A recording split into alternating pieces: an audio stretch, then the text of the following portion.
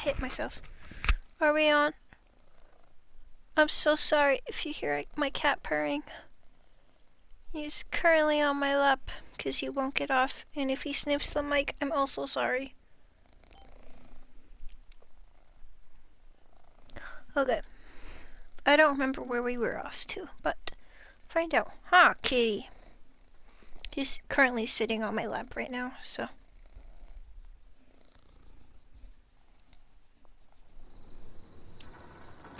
I honestly don't remember where I was. I think we were gonna save a girl and her friends, right? Then they were gonna barricade things. Can you stop, sir? Just be majestic, okay? Thank you. Anyways, yes. You purr so loud, you know that? I don't even know if you guys can hear him. But he purr loud. I forget how long this part takes. You know what, I'm gonna fix my hair because it is in my way and I can't see that well.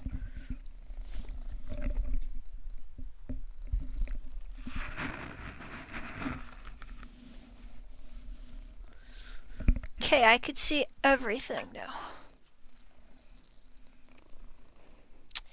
I gave my cat a bath and I was so proud of him because he did not meow once. He didn't struggle.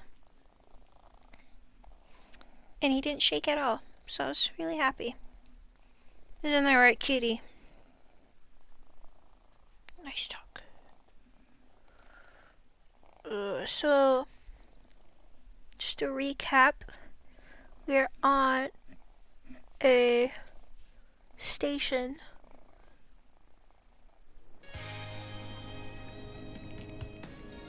Peggy said her desk is downstairs. Oh, right. Yes.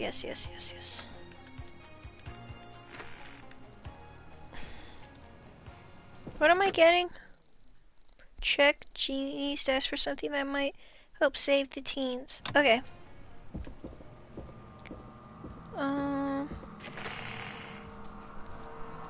Is it the same chick that, did the maze?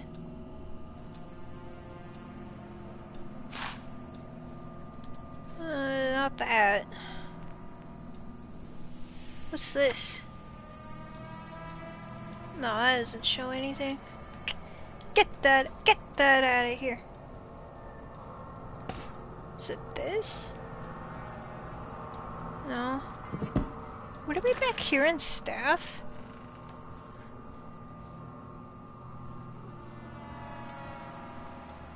I need a key to get in there.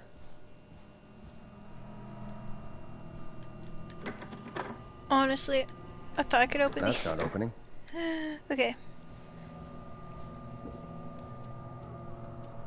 Needs a key. I forgot that I need a key already. Oh. Oh. I don't need anything in there.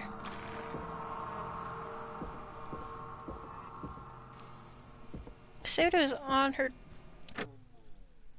desk. Can I open this? No. Wait, then how the hell do I...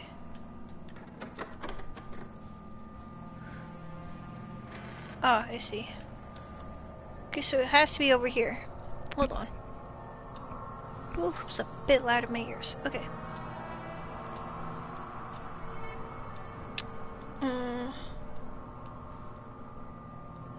Solder desk. I mean, you can't forget her desk.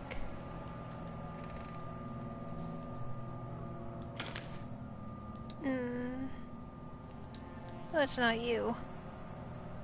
No. Well, it's over here? No. Jeez, they really tucked Jeannie away. Oh, it's right here. Oh, I didn't get to look at it. Wait, hold on.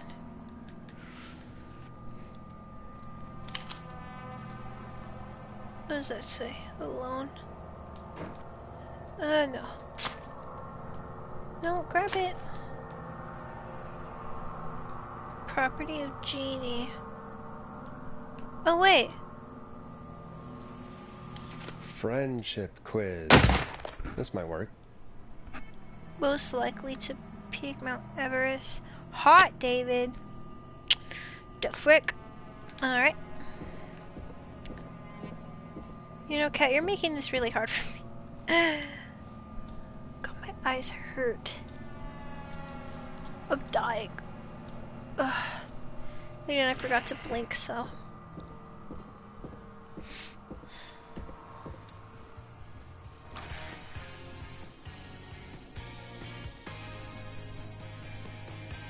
Hey, you find anything that'll help us out? Yeah, I found a friendship quiz with all these kids on it.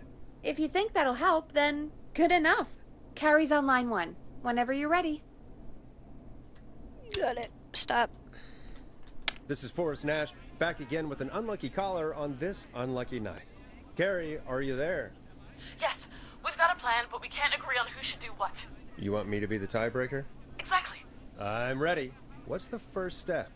Okay, first things first, we'll need a spotter. Someone who can keep an eye on the killer. We'll need someone on the roof. It's gonna be a hard climb. We're deciding between Heather, Kyle, and Hot David. We should climb on the roof.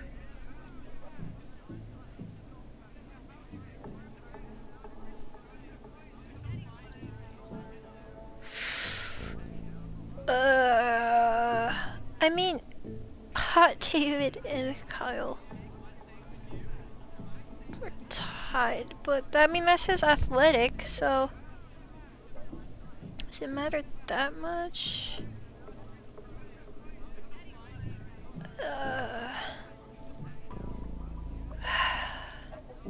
Honestly, I think Heather might be. Heather's got this. Yeah. Yes, Heather, he picked you. Now please, stop talking about all your cheerleading trophies. Part 2. The Whistling Man padlocked the gate back to the road. Uh-huh. Before we drive out of here, we need someone to pick the lock. Seth, Jennifer, and Scott all want to do it. Uh-oh, stop. Seth. Seth, what are you talking about? I don't know. No, I didn't. I didn't mean to push. Smashing into windows is really... I didn't mean to push Seth at all. Oh my god. I meant to push. I was trying to look at that. We're not taking risks here, people. I was trying to look at the paper. We ain't gambling these lives. Not today. You are so soft, Cat. You are so welcome. I gave you that bath. You smell amazing. You're welcome. But yeah, I'm not gonna. Now I know where her desk is, though, so. That's not bad at all.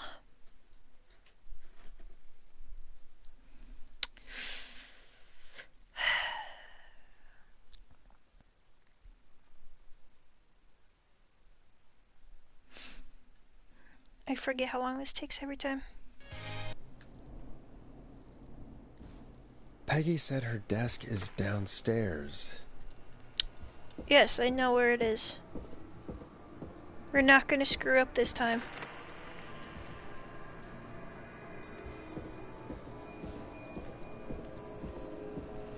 Jeez, they really tucked Jeannie away. Friendship quiz. This might work. I didn't even hit anything. Okay, that's fine. Okay. I need to stop doing that.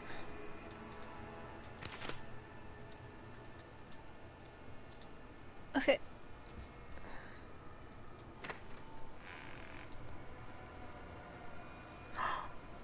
Wow.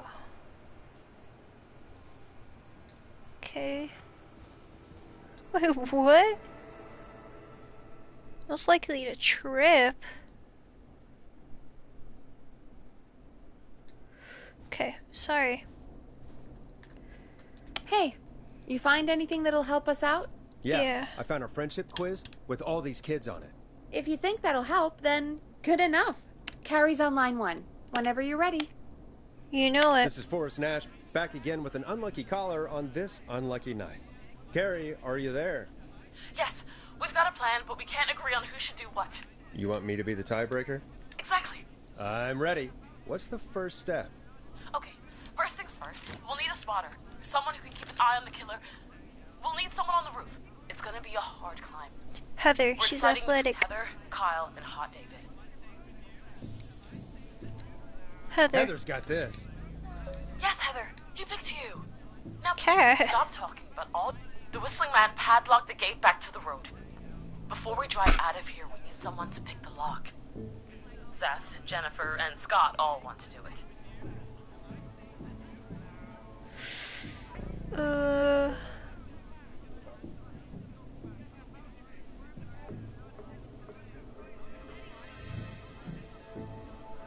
Yeah, it would have to be Jennifer.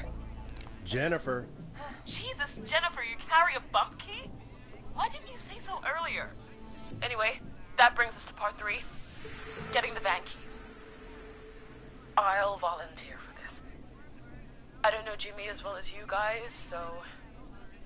it'll probably be easier that way. Then is part 4.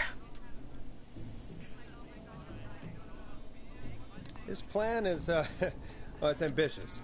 Thank you. You're doing great. What's the next part? Part 4, we need someone to lead the Whistling Man away. We need a fast runner. For Fast this one, runner. we're trying to decide between... who was it again? Hot David, Cynthia, and Scott.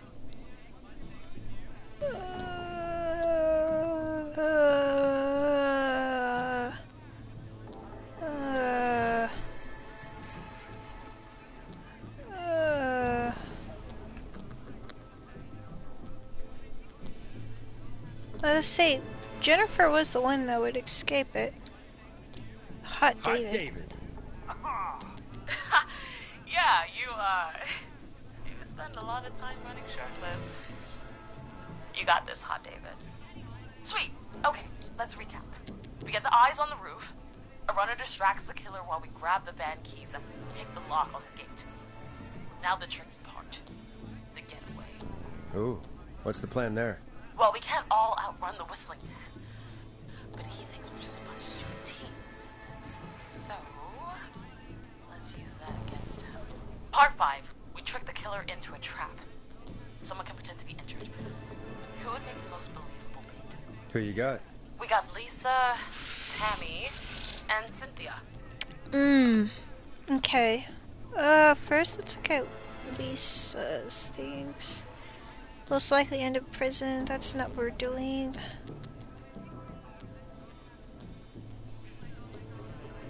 Oh, it's between Lisa and Tammy.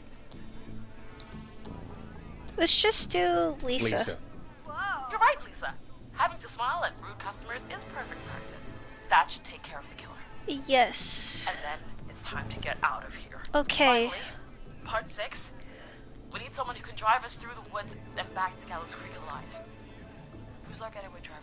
Should it be... who have we got? Chad? Scott? Cynthia? Whatever. Forrest, you know what to do. Well, Jimmy's dead, so we can't do him. Let's look at Scott.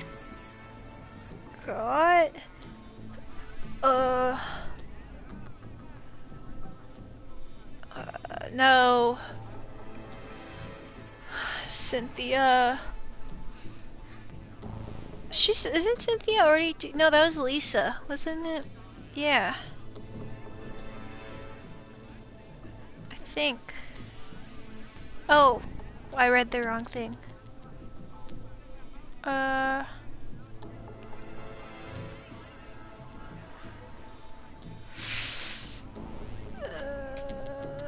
Yeah, no, Scott would end up in a car crash. I'm gonna say Chad. Chad. Oh, perfect. Your go-karting experience will be great, Chad. Thanks, Forrest. Yep. We'll just take a few seconds for ourselves, and then it's go time.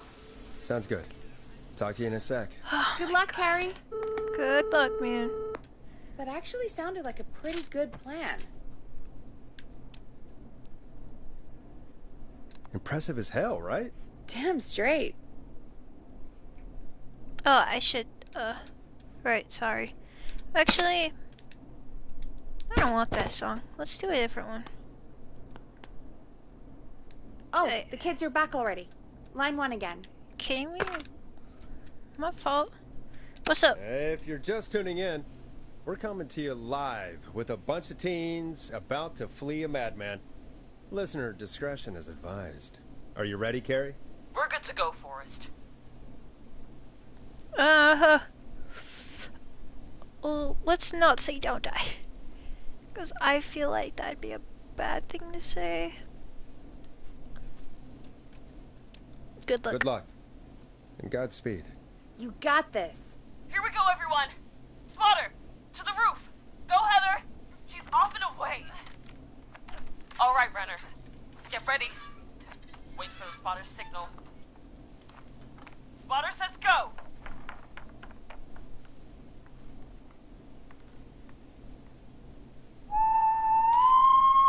Wait. Lockpicker, go. I'll get the keys off Jimmy.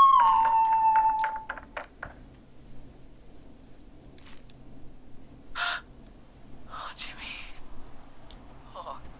Oh, his face is... No, The no, keys. no, no. Carrie, you need to get the van keys. His face is lying next to him, Forrest. He got cut. Oh, God. Focus. Focus. Breathe. Right. Right. The van keys. Got him. It's... Jennifer got the gate unlocked. And Hot David should be back any second. Perfect. It's working. I can't believe it's actually working. You're doing great. Focus. You got this. We got this. Next step, trap the killer. All right. Wait. Get into position. Everybody else, hide.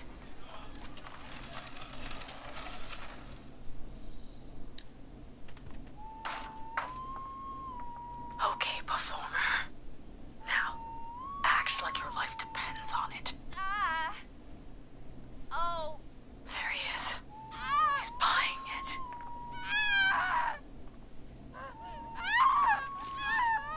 Now! Push the bookshelf over!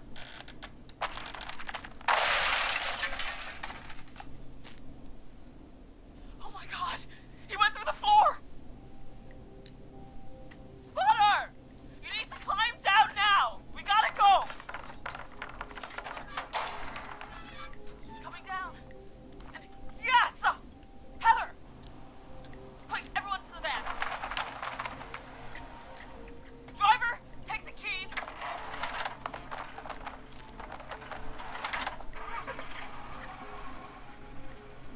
The damn gate swung shut.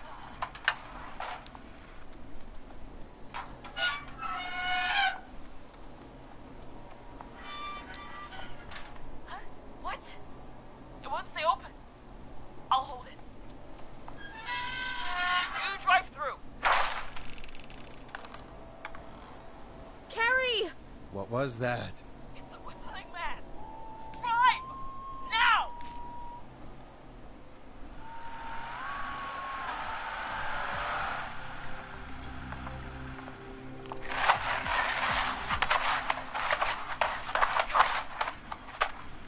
Let me go! Let's go! Just drive! Oh my god. Please, no! No!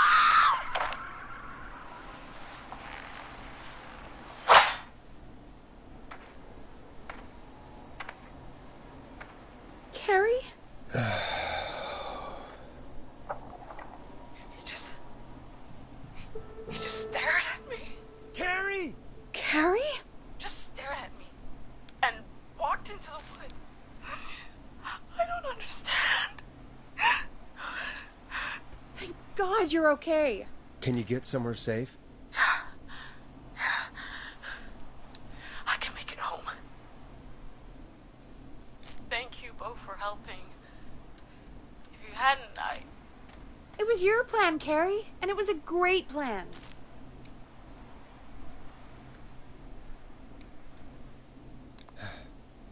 You get home now, Carrie, before he changes his mind. Right. I need to get home. Breathe, Carrie. You're okay now.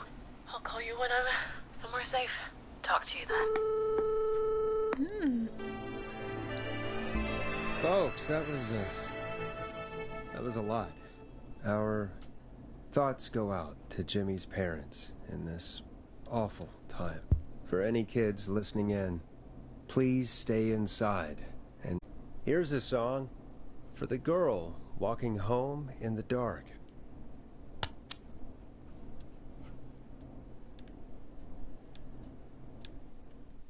That's so stupid, teens.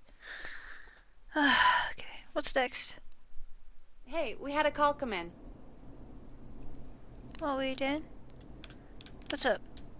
When you're ready, shut the music off. Oh, crap, you right. Forrest Nash here. Listeners, we've got another caller live on 189.16, The Scream. What's on your mind, caller? Hey, Forrest. I just wanted to phone in and say that I think I speak for everyone when I say that you're providing a real service for Gallows Creek tonight. It's cool what you're doing, man. Well, I'm just doing my job, friend. Anyway, tell me about yourself. What's your name? Are you keeping safe tonight? Yeah, man, I'm good, thanks. I'm at my roller rink, trying to get everything ready for the Harvest Festival tomorrow. I had a guy from Starling Security here earlier installing the Starling 4000 system, so I'm a little behind. As for my name, my friends call me Roller Ricky, and I now consider you a friend, my man. We're friends now, huh? Well, that's kind of you to say. Thanks. Yeah, man. Sounds like roller skating is more than just a job to you. So is this vocational? I wasn't always Roller Ricky. Once upon a time, believe it or not, I used to go by just Ricky. Yeah, back then, things were pretty rough. I used to roll with a bad crowd. Not all bad, but there was one guy. Anyway, some bad stuff went down. I harbored a lot of guilt for a long time and turned to the bottle. I didn't really talk about it or even know how to talk. It's just how it was. That bottle took the best years of my life. Or so I thought. It's never too late, Roller Ricky. How did you turn things around? I joined a support group. I opened up about my problems, and sharing that burden just took so much weight off. It's a long story from there, but I found roller disco. I learned how to have fun again, cutting loose and making shapes. Now whenever I get down, I get down. I'm finally free from it all, man. It's important just to talk to somebody. That's the first step. Ain't that right, Max? Aw, hello, Max. Well, he certainly sounds like a good boy. Max is my emotional support dog. He's a rescue dog, but I always say he's the one that rescued me. He's the best dog a guy could ask for. Of course, the first thing I did was teach him how to skate. He's better than me now, a real pro. Max can skate. Yeah, man. At first they said it couldn't be done, and then they said it shouldn't be done. But Maxie loves the rink, man. Is that another train, Maxie? Maxie loves trains, man. He's even got that special how to greet them. It sounds like you two make a great pair. Maxie appreciates all the positivity you're throwing out, my man. You know, I'm actually hosting free skating lessons tomorrow at the festival. I think it's a great opportunity to give back to the community. Man, all this talk of skating's got me itching for a boogie. Before I switch my radio off for the night, could I request a song for us? Something I can groove to, you know, something funky. It'll be me and Maxie's final boogie breakdown tonight. Then I think we'll take it down a level. I can do that. Thanks again for calling. You and Max, be safe now, okay? Bye, Maxie. You got it, man. Peace.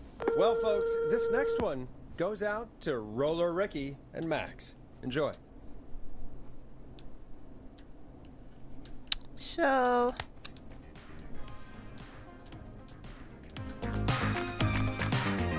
Hope you enjoy this one as much as I do.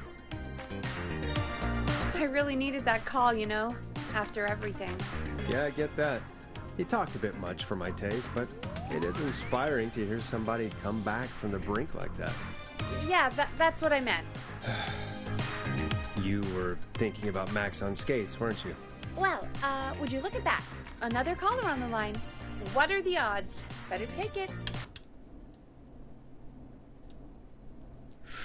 Bam! Welcome back to 189.16, The Scream. This is Forrest Nash. How are you tonight, caller? I'm doing okay. I made it home safe. Gary! Hey, I just wanted to thank you for doing what you could earlier. You know, even though we lost Jimmy, and I don't know. Hey, it's okay. You were so brave earlier. You're safe now. I wanted to ask you why. Why he didn't... Why am I... Why what, Carrie? Why did he spare me? After what he did, why let me go? Maybe he didn't kill you because he saw you as a victim. Maybe. But why would that stop him from killing me too? After everything he did to... These stupid hazing nights have to stop. Carrie, you did so well tonight. Stay safe and rest. Help is coming to Gallows Creek. We just need to hold on. Thanks, Peggy. Hey, Forrest? Could I request a song? Of course, Carrie. What song? Any song by Blast Processor. And thank you. This next one goes out to Carrie. I ain't changing that.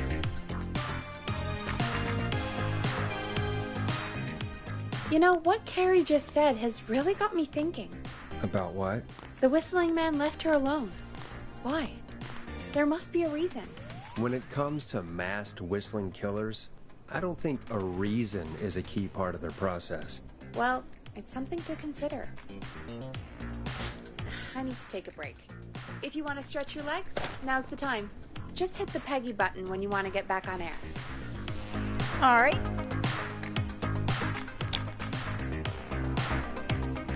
Let's get going, Peggy. Alrighty, we could run another segment or... Scratch that, Forrest. We have a caller. No, stop. What's up, caller? You're through to 189.16, The Scream. What's your emergency? Hello again, Forrest. Oh, that call with the teens was awful. Those poor kids. Still, I'm glad the girl didn't get hurt. Thanks for your concern. Are you in trouble? What's on your mind? I wanted to ask you again to play my song, Forrest. You said you were gonna play it, but you didn't. Your name was Dawn, right? What, Peggy? Yes. Oh, well remembered. My name is Dawn, and I wanted to ask you again to play my tune, Forrest. Long Ride Home?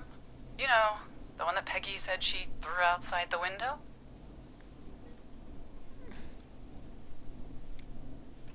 But we don't have that song. As you just said, Peggy threw it out the window. But, Forrest, you do have it. It's just outside the window. There's a serial killer on the loose. I can't just go outside hunting for a record. I'm really sorry, Dawn, but we just can't get it right now. But wasn't the whistling man just at the old murder house? It's miles from the station. It won't take you a second to grab it. Call us back tomorrow when this is all over, Dawn, and I'll gladly play it for you then. No, that won't do. Don't worry. I think I can bring you around. Forrest? Peggy, I'm calling with more than a request. I know something. I think I know who's gonna be next. What? Are you serious? Play my song, Forrest, and you'll find out. Well, folks, here's some music for you while I think things over. for sure. Peggy, I mean, is she serious about... I don't know, Forrest, but we don't really have a choice, do we? If she's telling the truth...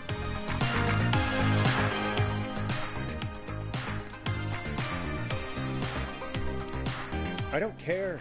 I don't want to go out there. Forrest, someone might be in danger. Despite your being so damn curmudgeonly, I think you... Stop it, Peggy. Just... I'll go. You're a good man, Forrest. I'll slide you the key to the fire door. Wait. Our fire door has to be unlocked? Yeah, it... You know, I never thought about it, but yeah. We should talk to Reggie about that later. Anyway, I'll hold the fort down while you're out. Maybe I'll even get a caller. That could be exciting. 189.16, The Scream. With me, Peggy.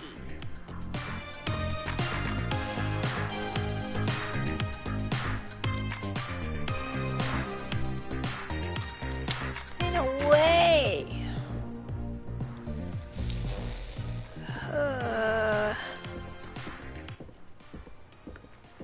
You know, I don't feel too good about this. Is this the fire door? No. Is it over here? Okay, good. No.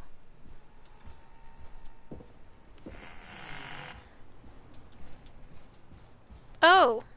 It's probably in the back, huh? Didn't think about that. Oh. You're kidding. You know, I hope she'll be happy when I'm brutally murdered by the Whistling Man. Out here. In the open. Alone. Why would you say that, though? Like, honestly, why would you say that?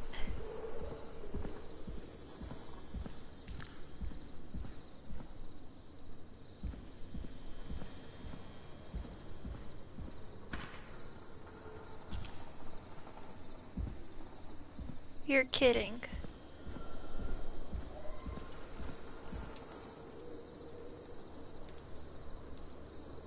Here it is. Long ride home. Just hurry and get inside.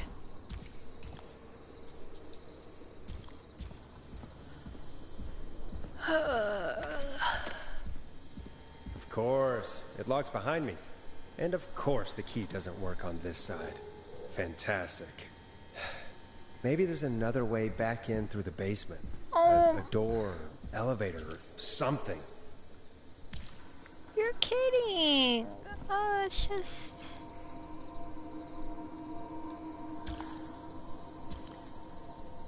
And that's broken too. Only the best for K-Fam. See if I can fix this. Looks like a power issue. I should check the fuse box. Yeah. Where's the...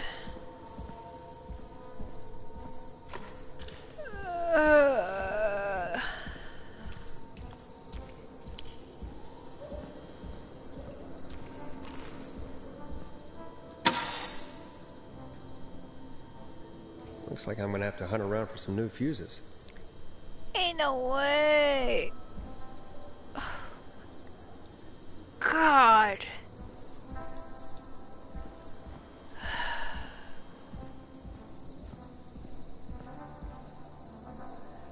Dude. Like, do I really have to? Or like... Come here.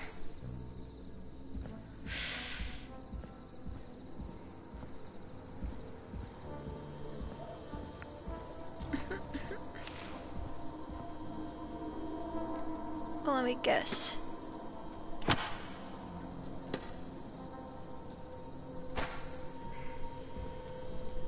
Where do you go?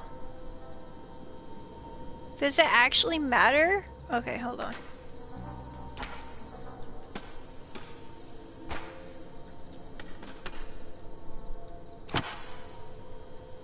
Or is it? Home skillet. Where?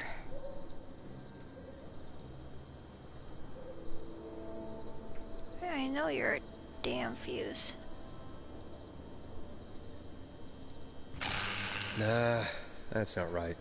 Do the fuses add up properly? You're kidding too, right? I have to... What? Don't scare me.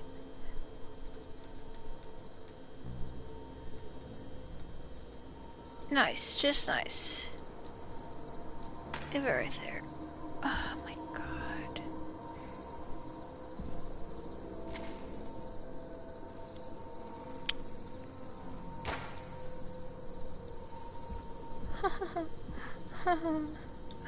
You're kidding. I have 3. I won't. Oh my god. You know my cat will help me.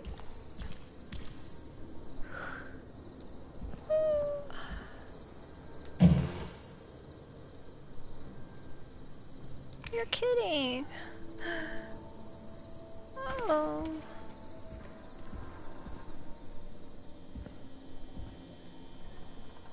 Oh my god.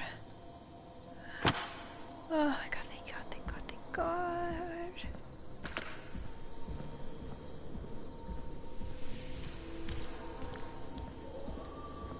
Shut up! Hey, I have all of them. Ooh.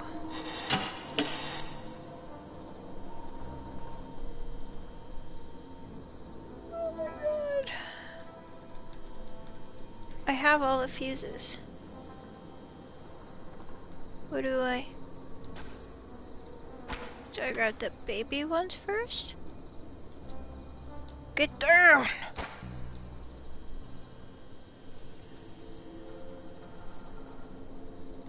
Dude, I can't place them. Oh, I can. Wait, weren't you like right there though? Yeah.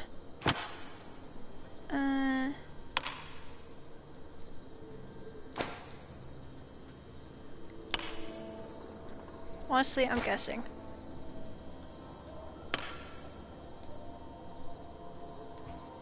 Bingo! Hey yo! Oh my god. I'm so good at guessing.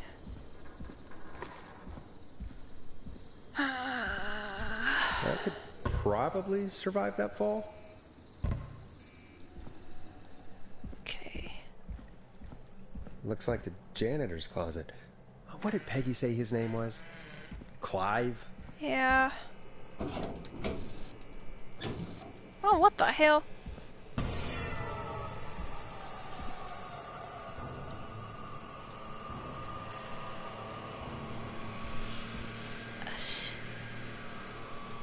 What the hell? Peggy is not gonna believe this.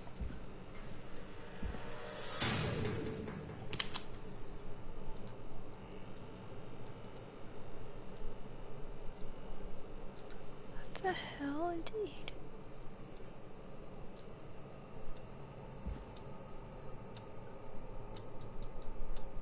Huh. There's a key. I'll just take that. Might be important. This.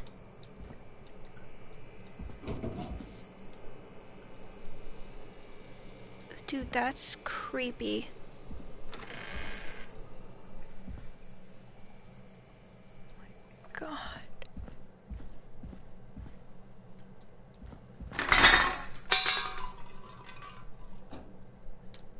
Oh. I wonder how the show's going.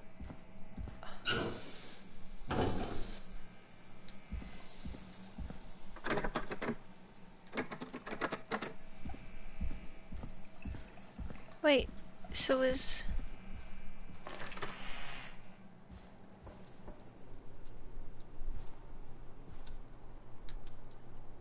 Wait.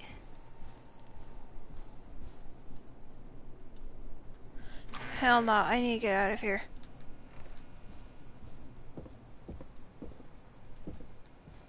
Dude, that's not funny. Peggy! We need to stop the show. Isn't that such a good song, folks? And now for... Jesus, Forrest, you've been gone for ages. I thought something had happened. Something did happen. Clive, the janitor, might be Clive, the murderer. What? I'll start from the beginning. The fire door locked. I need a lock. Oh, never mind. I guess they were talking about it. I was like, let me turn the sound down. Why did you heave that thing all the way up here? Because the basement's creepy as hell, and I don't like standing around down there. Fair. All right, let's run through this again. We have a creepy board you found in a creepy basement, made by our creepy janitor, who you think is the creepy whistling man. Yes. Yep. And on the creepy board are the names Chuck Brody, Kim Walker, Rebecca Allen, and Aunt Williams. Correct. And you think one of these people will be the whistling man's, Clive's, next target. That's right. And we've got to find them. You said there are 4 locations listed there too? The hospital, the power station, the gas station, and the trailer park. Clive must think the target is at one of those locations. Forrest, you're gonna have to figure out if any of the potential targets are at one of these locations tonight. Hit How? the button if you need any help.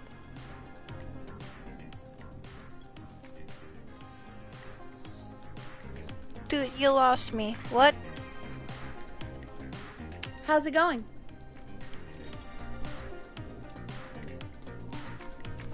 I'm ready, Peggy. Are you sure? We've only got one shot at this. I'm sure. Let's do this. Love Okay, that. name first. Who do you think the target is? Oh no.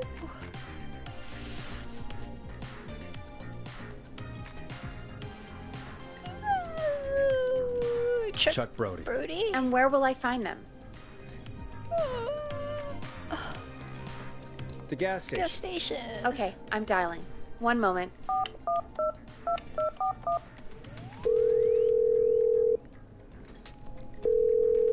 Sneaky kitty, come here. Hello? Chuck Brody! Listen, I know this sounds crazy, but we have reason to believe the Whistling Man is coming for you. You need to get yourself and everyone else out right now. The Whistling Man? Who the hell are you? Who is this? This is Forrest Nash. Listen, the Whistling Man's back. We found a list with your name on it, and Oh, God. It's today. The year I finally let myself forget. quit talking and run! I think he ran off. Well, fingers crossed that Chuck... Jeez! It sounds like something blew up! He's using bombs now? Is Chuck? I don't know. Hang on, we're getting a call. Hello? Chuck? Chuck! Forrest! The whole goddamn gas station's gone up. Knew it. Is anyone hurt? I don't think so. I got everyone to follow me out. The town's only ambulance was blown to hell, though. Yeah. Damn it, that fireball threw me. I've got to get to the hospital. I'm not feeling great. Uh-oh. Forrest, man. I can't thank you enough, but... Yeah. I gotta go. Wait, Damn it. We lost him. What was that about today? Oh, Forrest, the call board is lighting up. Get us Oh. into some music while I deal with this.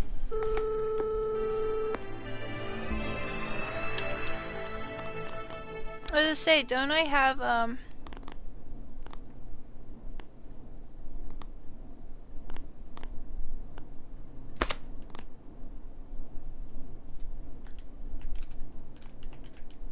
Hello? Here you go.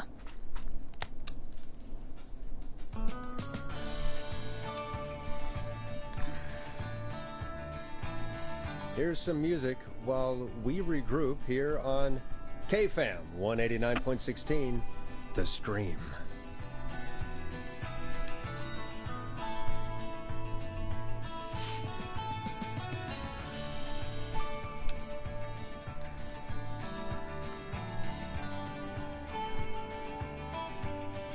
There's gotta be more in the basement to show us who Clive is targeting. And if that's the case, we can get ahead of him. Stop the killings before they can happen. Forrest, we need to go back down. No! By we, you mean me, right? Yep. Like I said, I need to handle all these calls. Maybe start with that creepy mannequin room you mentioned before. I still have a lot of questions about those, by the way. Me too. Oh my god. I don't wanna go in there. What if he's in there?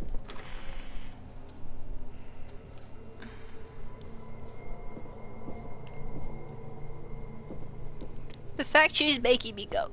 Like, bro.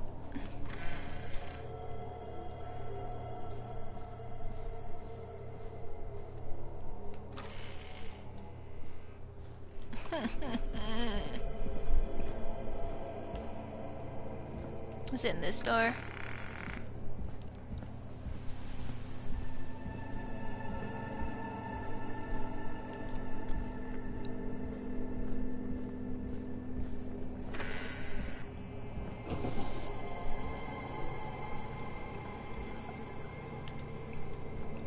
Okay, the finger.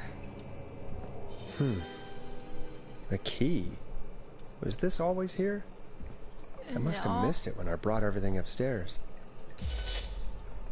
Basement storage. Ain't no way. Ain't no way.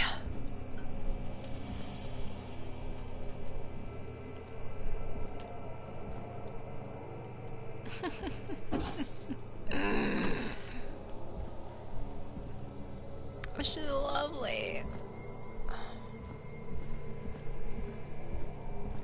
Oh, never mind. I was like, where's that lead?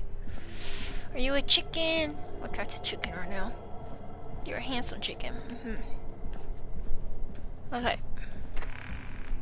Was it this? Dude, no. Hey, Forrest! Peggy, give me some warning before yelling down the intercom. Sorry. Yeah. Buzz the intercom when you find something and want to discuss it. Oh, this. Okay. Found a tape. Peggy, I've found a tape and a map down here. A map of what? Looks like it might be to somewhere in this storage area. Weird.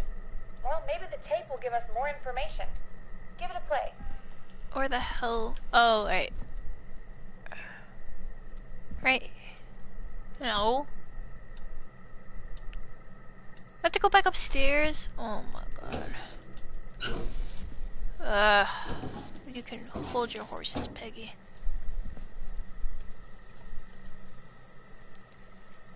Still looking.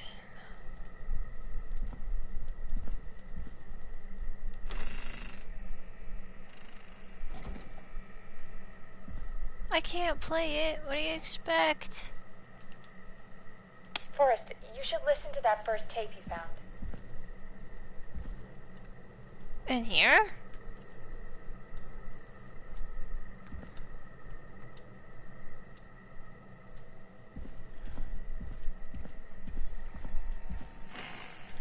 I can play it down here. Where? It's not you. You don't play tapes. You know, I just now realized they have a big mouse. Do you play tapes? What's that? You do!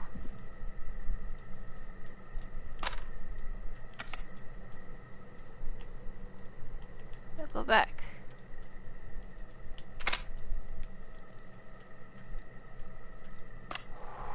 George Barrow, 1968. That's when this all began for me. Follow the maps, find the tapes. I'll be waiting. Wait, George Barrow? We all heard that he drowned after a night out drinking. Was it actually Clive? Has Clive really been the whistling man for that long? He says I need to follow the maps and find the tapes. I guess that's what this map is about. what else is hidden down here. Be careful, Forrest. Keep looking. Buzz the intercom when you found something.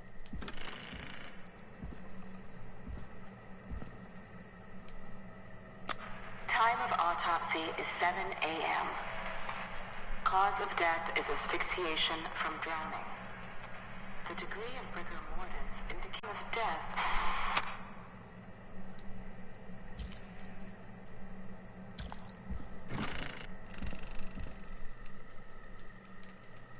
What have you found, Forrest? It's an autopsy tape. Doesn't say for who, but I think it must be for George. Poor George. He was so young. Something's bugging me, Peggy. What do you mean? I swear I recognize the voice of the woman talking on the tape. I just can't place it. Seriously? Do you think you've met her before? I don't know. I mean, I just got here recently. I don't know. Do you think you found everything, Forrest? I think there's gotta be more down here. I need to find all the tapes. You think so? How much did Clive hide down there? Well, if there are more tapes, then there must be more maps to follow, right? That seems to be the case. All right, then. Buzz the intercom when you find something and want to discuss it. Meow. Oh, hell no. Small lacerations to arms, legs, and face, typically obtained by running through foliage. Severe blistering to the feet, as though the deceased had been running without stopping. Mm-hmm.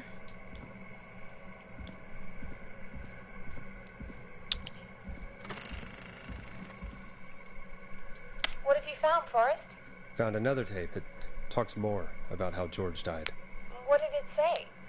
It sounds like he was running for his life. Sprinting through trees and bushes, getting cut up all over. What would drive someone to do that? I'm not sure yet. Do you think you found everything, Forrest? No. There's gotta be more down here. I need to find all the tapes. I think so. How much did Clive hide down there? Am I supposed to... If there are more tapes, then there must be more maps to follow, right? That seems to be the case. All right, then. Buzz the intercom when you find something and want to discuss it. What do you think I've been doing, man? Twiddling my toes? The frick? Okay.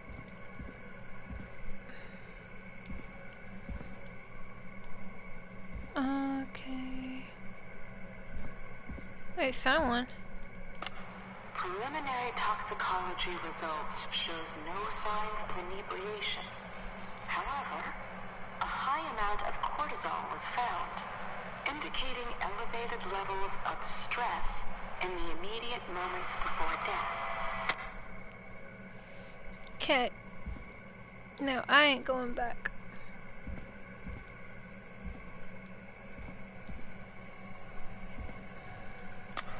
Additionally, there appears to be a post-mortem injury to the arm. It looks like it was trapped in a car door.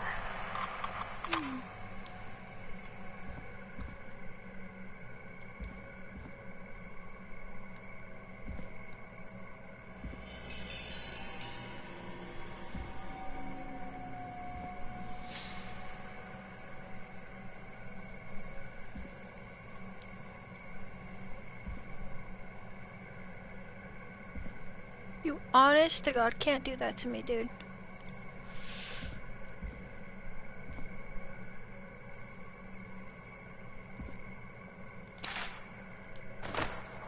If you're listening to this, then I'm probably dead. What the... I'm a man who likes to stay informed. I've got subscriptions to newspapers all over the country.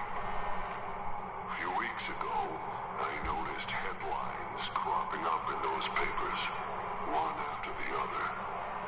Each headline about a murder.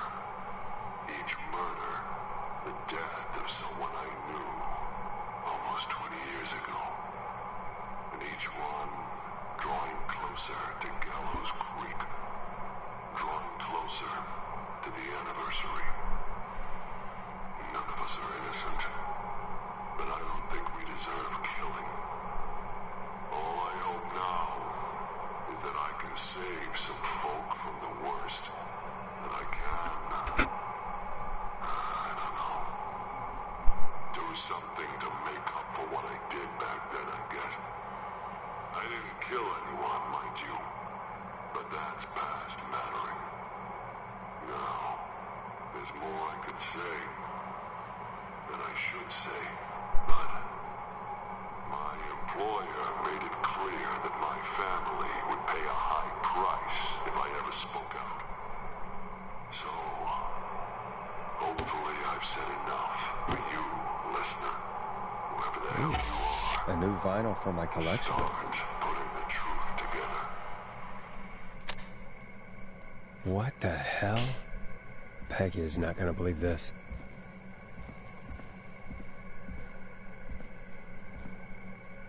Dun dun dun. It wasn't Clive.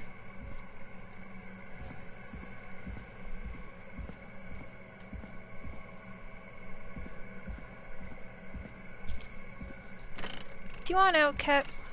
Is that what you want? Here. What have you found, Forrest? There's also a tape about a toxicology report. There were no signs of drinking or that he was on anything. What? But everyone said he went swimming drunk and drowned. It was in the newspaper and everything. I found a tape that introduces a new detail to the story. Post-mortem injury. Apparently, his arm got caught in a car door. A car door? Yeah, after he died. How do you suppose they can tell? How can they tell? I'm a radio producer, not a coroner. I think I found Clive's last recording. I think Clive might be gone. Gone? I found a confession. Not for any killings, but for playing a part in covering up George's death. He left this behind in case he died. He hoped someone would find it. Do you think the Whistling Man already got him? Possibly. We've had a lot of callers tonight, but maybe not every victim made it to the phone, you know?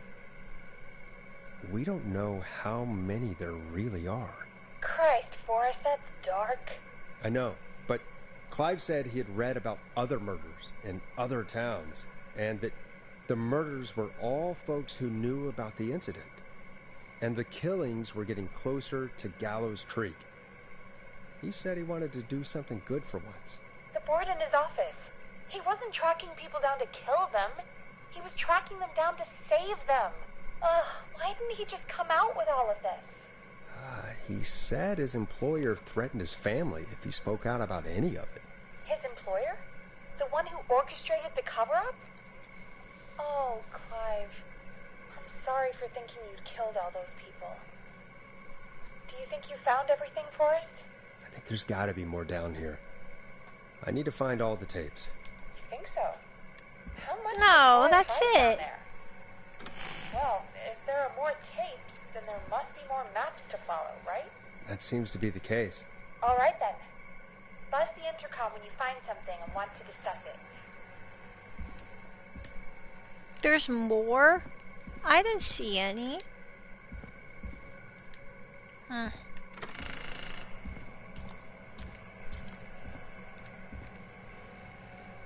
Wait. I didn't go back here, did I?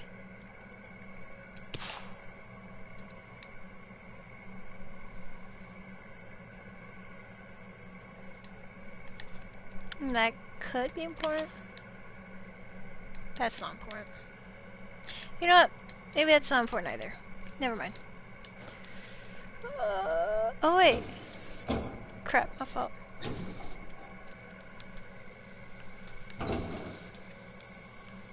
Nothing?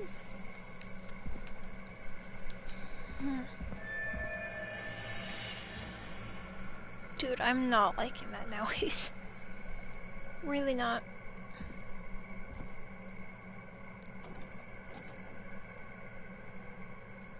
There's nothing back here. Uh-oh. Oh my gosh, I was so pissed if I was stuck. Oh, I found found them all, though. Yeah. Yeah, I found all of these. I mean, I'll still go to them, but...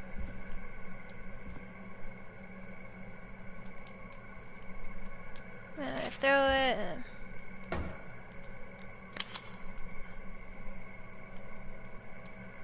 Huh.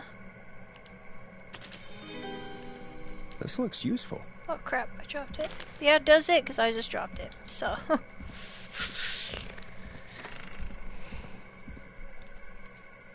What have you found, Forrest? I found a police report. Mentions a friend from earlier. Sandra Sharp. Sandra. The jazz runner? That's right. She found George's body washed up at the reservoir. The reservoir? Yeah? What's strange about that? George got cuts from running through foliage, right? But there's no forest around there. Also, how did it wash up at the reservoir? What do you mean? Reservoirs don't have tides. But that's what the police report said. It's not possible, though. I did a school project on reservoirs and got an A. But, yeah, not important right now. No. The important thing is that it doesn't make sense. What are you suggesting, then? That the body was originally found somewhere other than what the report suggests. Damn it. That the sheriff tried to cover it up, but accidentally let something slip? Something like that. I think. Well, Sheriff Matthews wrote the report. If he hadn't been eviscerated, we could have asked him. True. But Sandra is still alive? Once we're done down here, we should give her a call. Do you think you found everything, Forrest? I think there's gotta be more down here. I need to find all the tapes. You think so? How much did Clive hide down there? Well, if there are more tapes, then there must be more maps to follow, right? That seems to be the case. All right, then. Buzz the intercom when you find something and want to discuss it. Nice. Okay. And then the corner.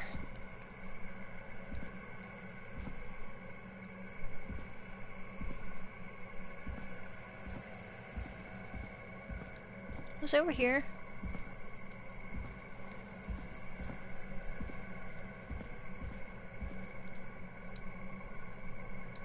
No. Okay. So, it was in a corner. 2 boxes. It's at the very bottom. Alright, alright.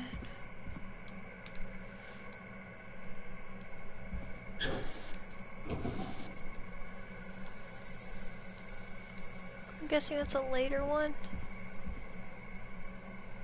I think.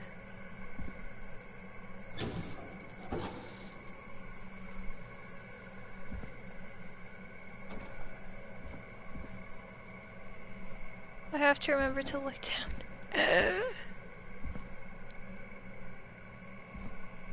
Yeah, no, because that's what's right here. No, I need that really bad. Give it back. Oh, okay, wait. There's nothing on the tile floor.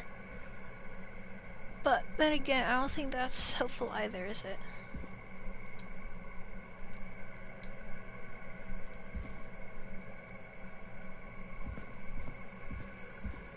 Did I really miss it?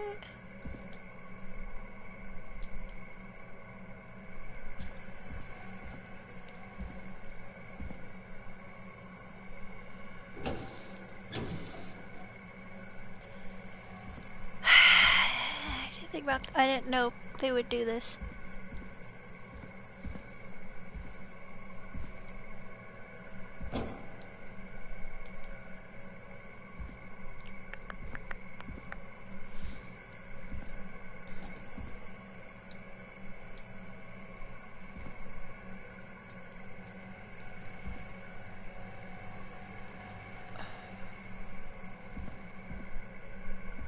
I feel dumb. Okay, there's 2 boxes. I guess we could look for 2 boxes.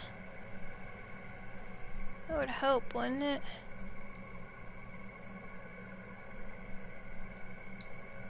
Oh my god, I found it. Preliminary toxicology results shows... Yeah, okay. Drop that. No pictures. Yeah. Yeah. You're not right there. You're over here.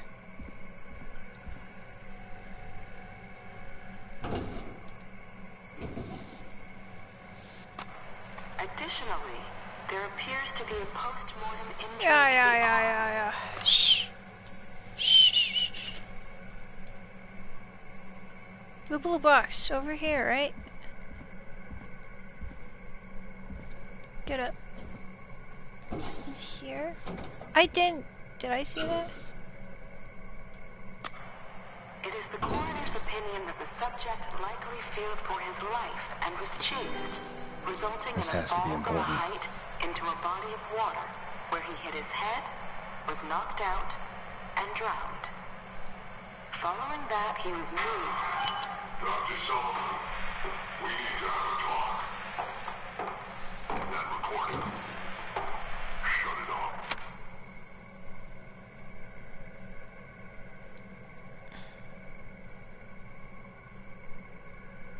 Was that at his desk? It's right here.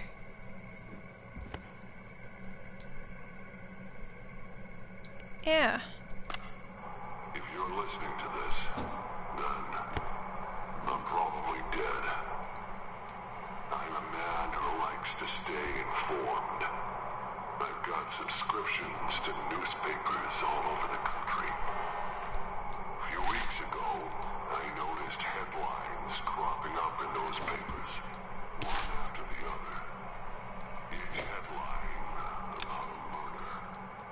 Each murder, the death of someone I knew almost 20 years ago. And each one drawing closer to Gallows Creek. Drawing closer to the anniversary. I think I found everything.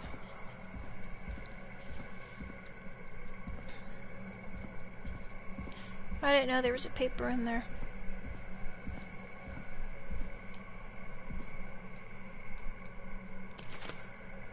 Oh, never mind.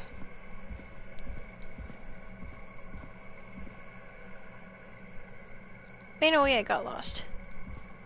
There you go. Okay.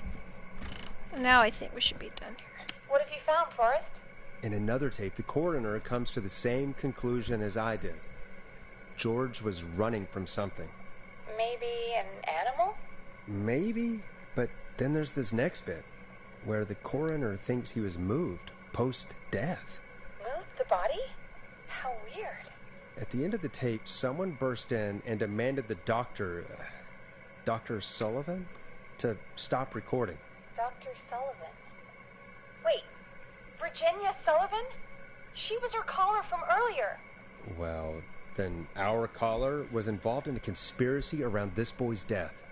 We need to call her back once we finish down here. It looks like she might know something about what's going on. I found a written autopsy report. What does it say? According to that, it's just like you said at the start. George drowned after getting drunk. Said he liked to fight, too. But that contradicts the tape. I know. And I think I know why. There's a note with the report that says, "I'm sorry I made you do this, Virginia." If it was on the autopsy report, then Virginia must be our coroner. Wait, the caller from earlier, when we had to call the takeout restaurants, wasn't her name Virginia? Do you think you found everything? I think so. Forrest, what's going on here? Someone wanted that boy's death to seem like an accident. And they hired Clive to make it look that way. Come back upstairs when you're ready. We need to fix... Nice. It's 3 in the morning, guys. That's crazy. Thank God you're back, Forrest. I've been running out of stuff to pad our airtime with. Peggy, you work in radio. Forrest, I'm stressed. I mean, really. How are we supposed to keep a show going with all this happening? Beats me. But we gotta do it and we're going to. You're right. So, what's the plan now? I think we should call Virginia back. All right, I'll get her on the line. Hello again, Gallows Creek. This is Forrest Nash. We're circling closer to the truth behind tonight's events. To this end, we're calling back one of our earlier callers, Virginia Sullivan.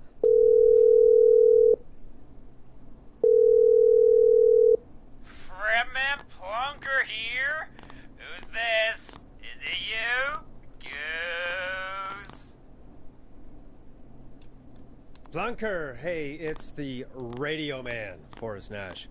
Radio Man? What's up? Solving mysteries, saving lives. The huge. Right on. Plunker, what are you doing at Virginia's house? She asked if we could stay to keep an eye out for that whistling turd. So we're hanging out, bro.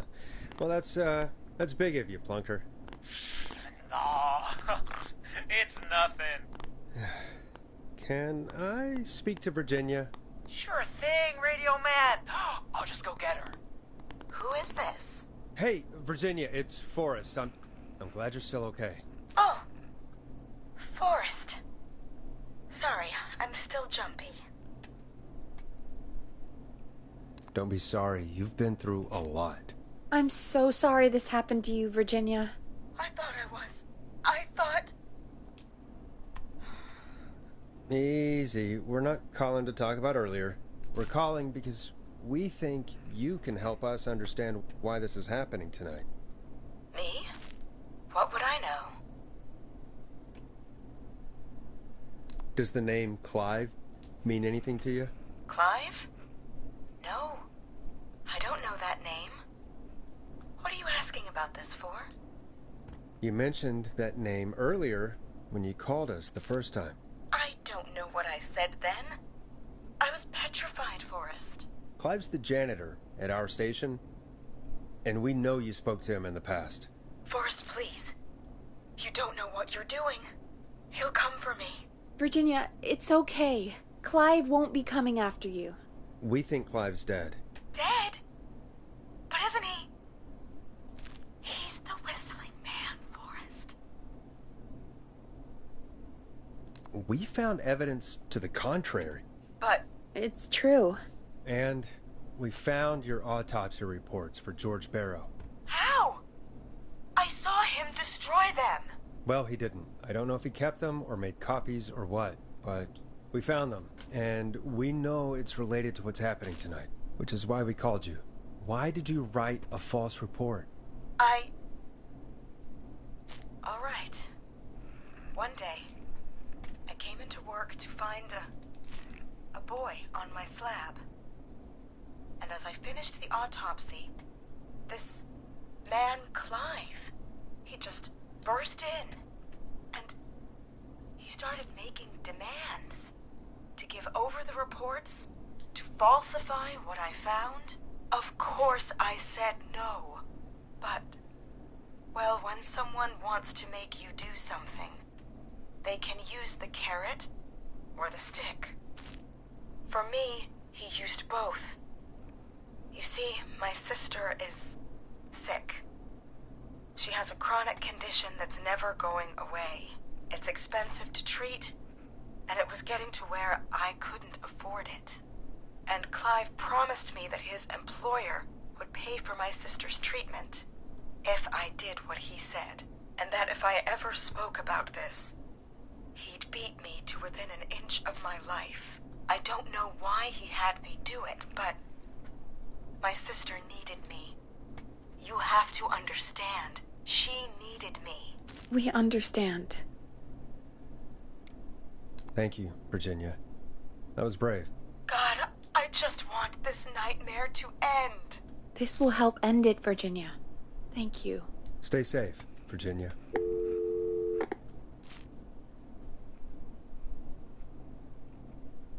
So, Virginia's tied up in all of this. Clive threatened her to keep quiet about George's death. But for who? Why cover up these details? Well, we know Sandra was involved in George's death. Do you want to call her? I do. Alright, but before we go asking questions, I think we should know what we want to ask. Is that fair?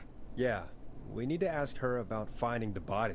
She was the one who discovered it, but something just doesn't add up. 100%. She knows more than she's saying. I wonder what she's hiding. We'll hopefully find out soon. Anyway, just be careful when you're talking to her. Don't push too hard. We don't want her to hang up. I'll be careful.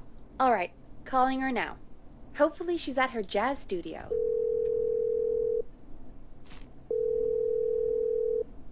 Aha! Forrest, you're through. Hello, this is Sandra at Jazz Pizzazz Jazz Studio. Who's this? Hello again, Sandra! It's Forrest Nash of 189.16, The Scream. And you're live on air. Oh, I always thought folks called into a radio show, not the other way around. How jazzy. What can I do for you? Well, we're trying to understand what's behind the attacks tonight. We had a few questions. Why, Forrest, of course. Heck, after the way you saved my life, I'd say yes to just about anything you asked. Do you know why the Whistling Man might have targeted you? Ha! As far as I can tell, he was just a knife-wielding psycho with superhuman... People who know about the death of a boy named George. Oh, I don't know anything about that. Sorry.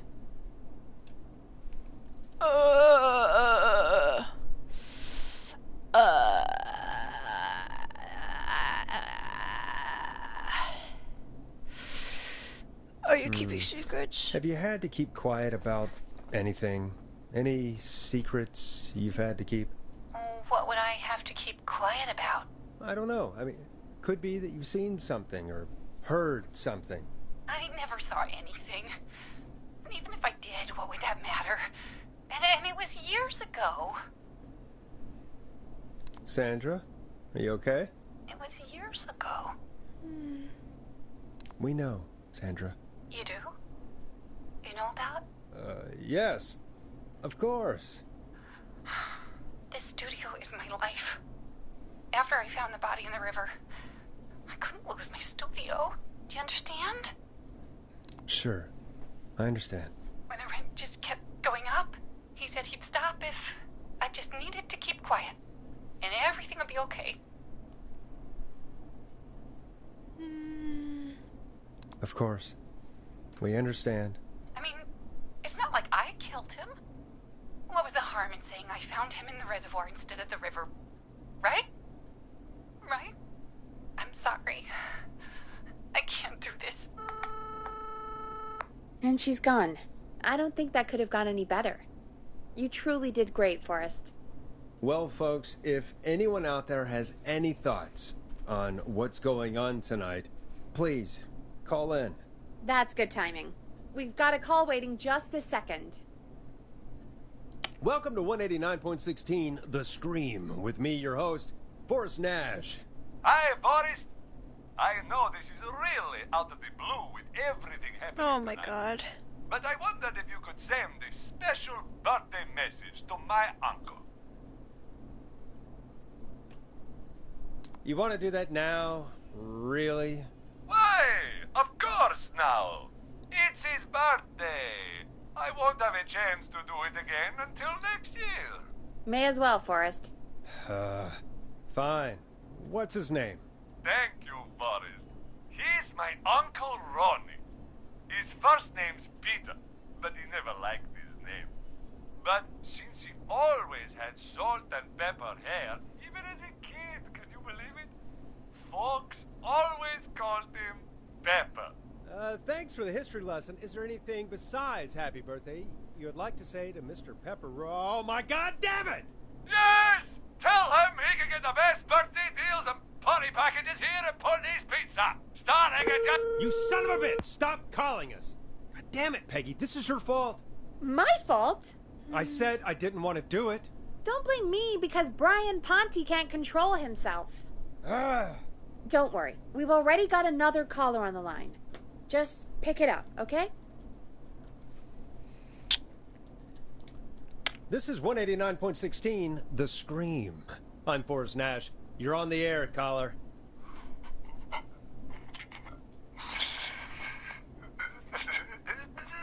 caller.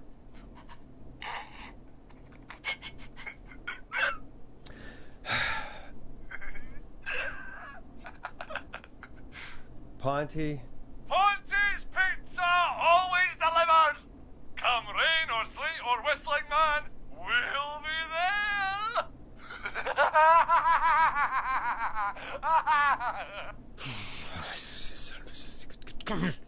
Forrest? Forrest? Are you okay? Forrest? I hope the Whistling Man gets in with his own pizza slicer. Jesus, Forrest? Sorry. That was too much. It's okay. It's been a high-stress night. Don't worry about him anymore, okay? Not for tonight, anyway. I think he's spent for now. We've got another call, whenever you're ready. Am I? Folks, don't spend your money at Ponty's Pizza. That's all I'm gonna say about that. Moving along, I'd like to welcome another caller to 189.16 The Scream. With me, Forrest Nash. Who, may I say, is calling?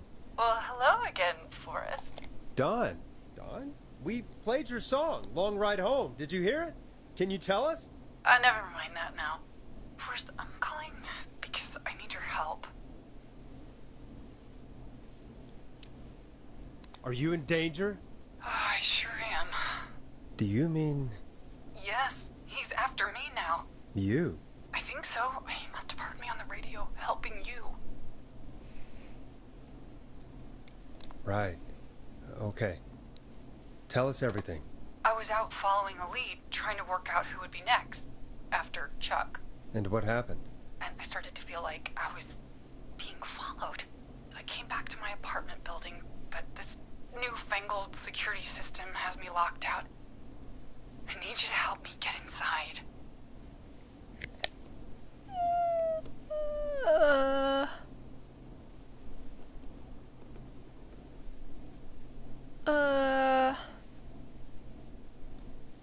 Can a neighbor let you in? I only moved in last week. I don't know anybody yet. There's not even a buzzer here, only the keypad for the entry code. I need that code to get inside. Which apartment block do you live in? Maybe one of our listeners lives there too. It's the New Woodside apartment building between the town hall and the trailer park. But I doubt any of your listeners live there. I don't have many neighbors. Sounds like a prime piece of real estate. Sound really carries at night. Shit.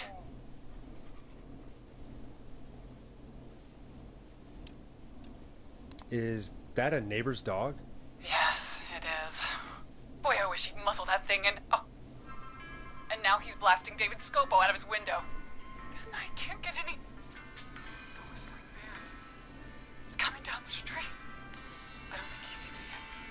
Voice, please. I need your help. I need the code for that security system, or I'm gonna die. What's the name of the security system? There's a sticker on the box. It says Starling Security 4000. There's a keypad, and it looks like it wants a 6-digit number.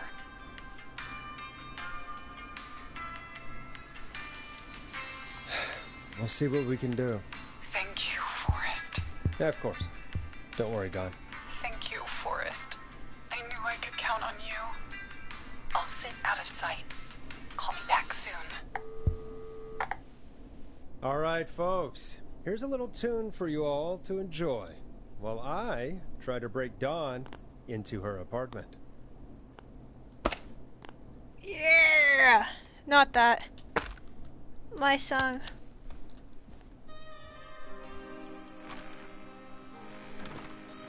What you mean? You were pretty quiet there, Peggy. Oh. Forrest, was it just me, or was there something... Yeah, it wasn't just you. Something was weird about that. Yeah. Well, tell you what. We have a Starling 4000, or whatever, here at KFAM. Clive bought one for the station. Maybe we can find something to help. Well, I'm not sure who. But to help someone. Now I can go. Okay, so she's locked out of the Woodside Apartments, and somewhere, Clive probably has the papers for the Starling 4000. I was like, am I going the right way? Wait. Yes? Because I'm headed to the basement, because I saw it in there. Which I should have grabbed, but I didn't. Was it in here? It was, okay.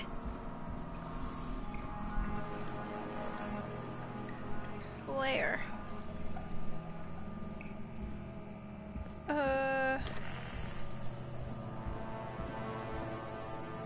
I think it's in here. Wasn't it in the back? Not over here.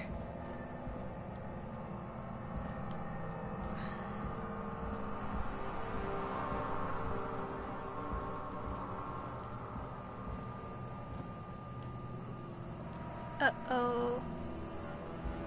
Did I throw it?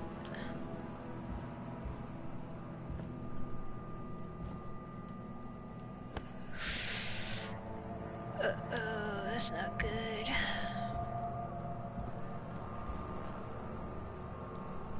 Because it was right here.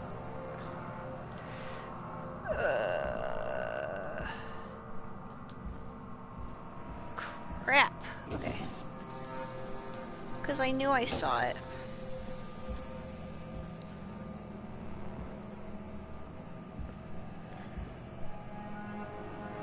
That's not it. No. I did ask. Where did I throw it?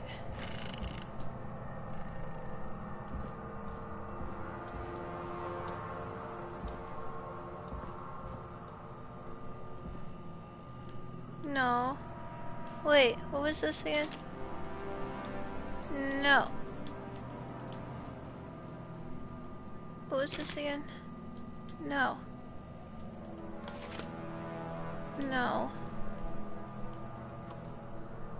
Oh, my eyeball. Ah, birds. Okay.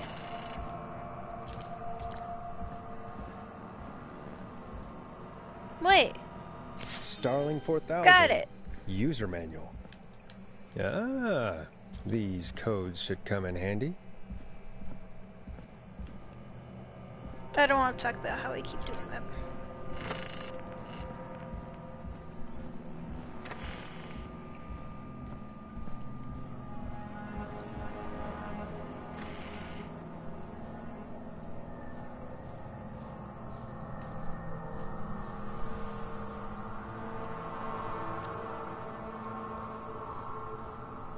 I keep going to the wrong part.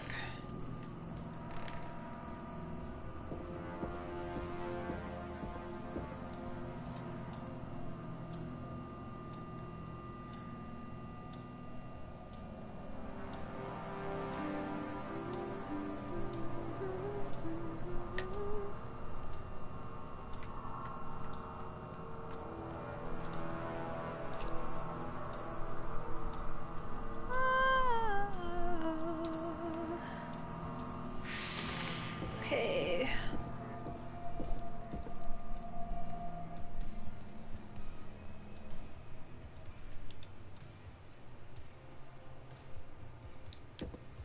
Ugh.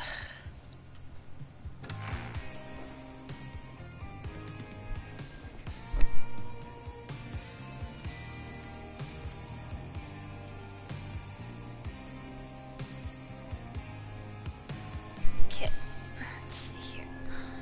Welcome back, Forrest. Find anything? The Starling 4000 security manual. It's I'll got meet a you real bunch of quick. codes. Good. And did you find anything else? Nothing except the manual. All right. Well, I'll get Dom back on the line then, Forrest. I'll let you take it from here. Thanks, Peggy. When you're ready, shut the music off. Line 1, whenever you're ready. Don, are you there? This is Forrest Nash from 189.16, The Scream. Oh, thank God you're back. I've been so afraid. What's the code to the gate?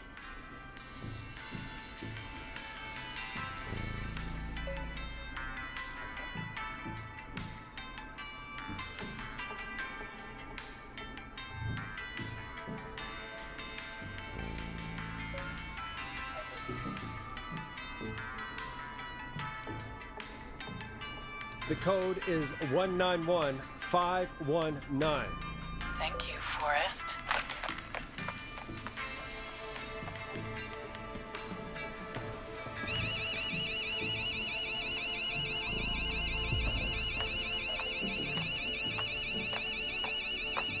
Son of a bitch.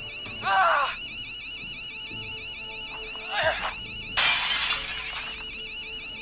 Is she?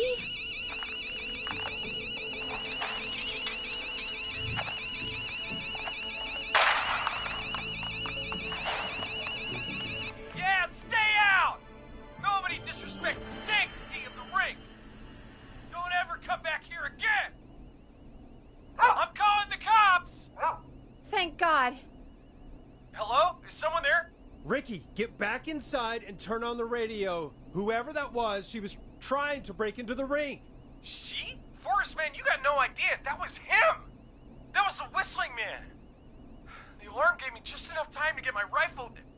I don't like hurting folk, but I can't let anything happen to Maxie. He's my best friend, you know? Listen, man, I'm heading back inside. Gonna barricade that window. My man, thank you. You and Peggy can skate for free whenever you want, forever. That's a done deal. Thanks, Ricky. Can't wait. You got it. Talk to you soon. Okay, Gallows Creek, here's some music while we process what just happened. So, the whistling man is a woman? I know. I can't believe it. She called up. You spoke to her multiple times.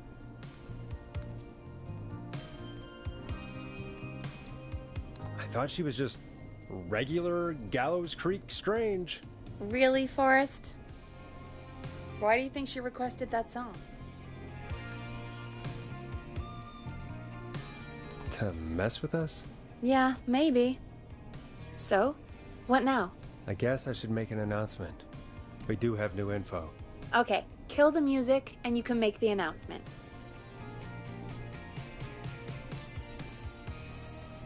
Okay, you're live in 3, 2...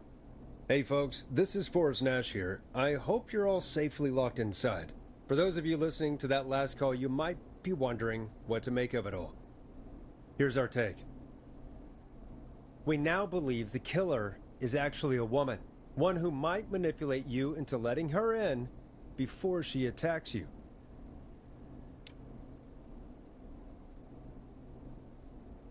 We're neighbors. Look out for each other and stay safe. The killer was calling themselves Dawn.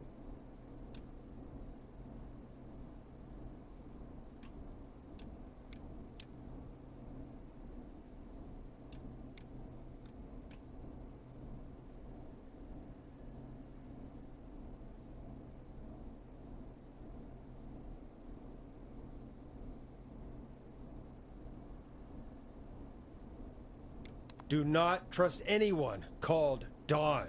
If anyone needs help or you have info on the killer, please call in. You folks have my new number, right? It's 911. Hopefully, our next caller can help shed some light on our killer. Hey, we had a call come in. Okay, folks, time to take a call. You're through to Forrest Nash on 189.16, The Scream. Hey, man. Murphy? Damn straight. What's going on, Murphy? You in danger again? Nah, man. I've just been listening to the show here at home. And since you asked folks to call in if they could help out, well, I'm calling. I don't know if I can say as much as other folks have, but I figure I wouldn't be a good role model to Fernando if I didn't try to help, you know? You're a good father, Murphy. Absolutely. Fernando's a lucky kid. Oh, thanks. So, what do you want to know? Well, what can you tell us? I don't know, really. All right. Well, do you know anything about the death of George Barrow? Absolutely nothing. Okay. What about the killer herself? Herself? Man, I didn't get my ass kicked by a lady. The man I went toe-to-toe with was a man. You heard the last call, right, Murphy? Yep. So you know it's a woman, and you were trained by a VHS, Murphy. I know, but... Man, how could it have been a woman under that mask? Let's just move on. Do you know anything about the history of the Whistling Man? No, sir. Tonight's the first time I ever heard of him. What? I moved here 3 years ago, man. What do you want from me? Hey, man, no worries. Just thank you for trying. Right. Sorry I couldn't help you all more, man. Now, if you'd have asked me about gators... Forrest, we have a call coming in. Sorry, Murphy. I think that's all we've got time for right now. All right. I'll catch y'all with the gator talk later. Night. Well, folks, that was a bust. But perhaps our next caller has more they can tell us. Let's find out. This is Forrest Nash, and you're listening. Please help me. My name is Casey Moore. I'm at 25 Nancy Drive. My best friend's been stabbed. He's bleeding everywhere. I don't know what to do. Please help me. Is he still breathing? Yeah, but he's bleeding out fast. I really need help. Please. Take a breath. We'd been out at the reservoir. We were heading back to his place. We started freaking out. He screamed at me, told me to hide. I'd never seen him like that, and I just panicked and ran and hid in a bush. Oh no. Forrest. Then what happened? He went up the road and talked to someone. I couldn't really hear or see anything. It sounded like he might have known the person, and they just stabbed him. Casey, was his attacker the Whistling Man? The who? They had a mask and wore all black? That's all I know. Please, we need help here. I'll get you help, but I need to know. Where did the masked person go? They left. They left him to bleed out. I waited until they were gone, then dragged him into the garage and called 911. Wait, why didn't she make sure he was dead? I don't know. I think I heard them say something like, "It's not so funny now, is it?" Before they left, but... Please, he needs to get to the hospital. I can't drive, so we need an ambulance. Forrest, the ambulance was destroyed in the explosion at the gas station. You should get all the info you can.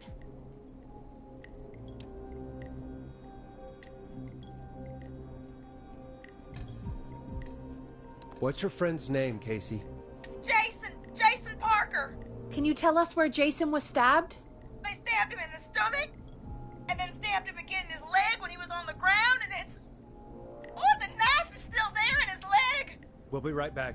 Peggy, patch us through to the hospital. On it. Phoning St. Gabriel's now. Switch to line 2. Hello, St. Gabriel's Hospital. How can I help you? Hi, this is Forrest Nash from 189.16. We have a stab victim at 25 Nancy Drive named Jason Parker. He's been stabbed in the stomach and the leg. He's bleeding heavily. Oh God, I'm sorry. But the ambulance is... well, you know. I know, but please, we need something, or he's going to die. Forrest, Listen, you're going to have to get him here. We need to see him, and we can't get there ourselves right now. We don't have any way to drive him right now. And even if we did, he's bleeding out fast. All right, listen. We need to buy him time to get here. That means stopping the blood first, and then finding someone to stabilize him. To stabilize him, you really need someone with first aid training.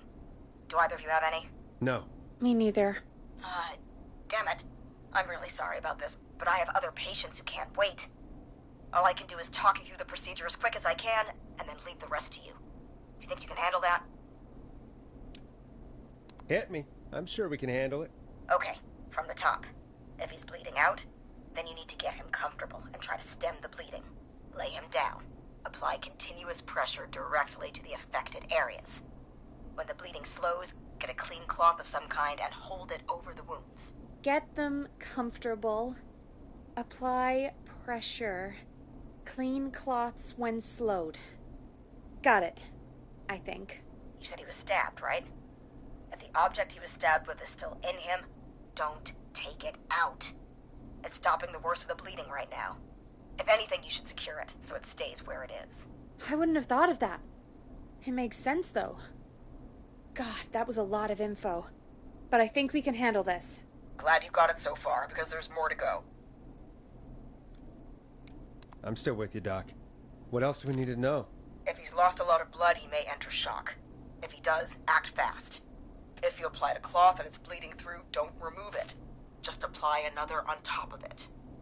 If it's safe, elevate his legs to get blood circulating to his vital organs. Try to keep him warm. Get him to rest and reassure him. We need the patient to stay calm. All right, don't replace bandages. Elevate his legs. Keep him warm and calm. This is a lot. I'm really sorry. That's as much as I can give you right now. Try to stop the bleeding. Find someone to get him stabilized, and get him here as quick as you can. Good luck. All right, Forrest. Casey's still on line 1. Hello? Hello? Forrest, are you there? I'm here. How is Jason doing? Badly. He's still bleeding. I need help. I've been putting pressure on his stomach wound since you left, but he's still bleeding. I don't know what to do. That's good, Casey. The nurse said to do that. What about the knife in his leg? It's gotta be hell. Should I pull it out?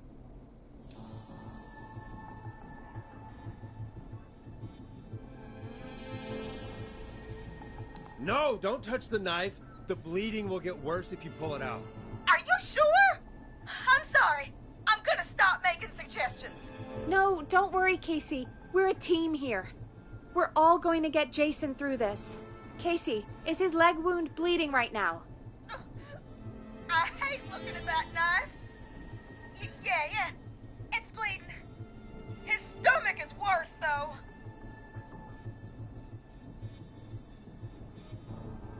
I think we need to secure the knife so it doesn't move around.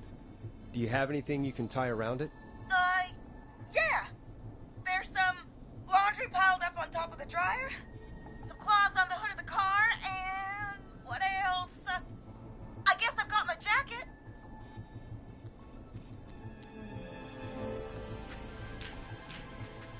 Take the cleaning rags and hold them over the wound.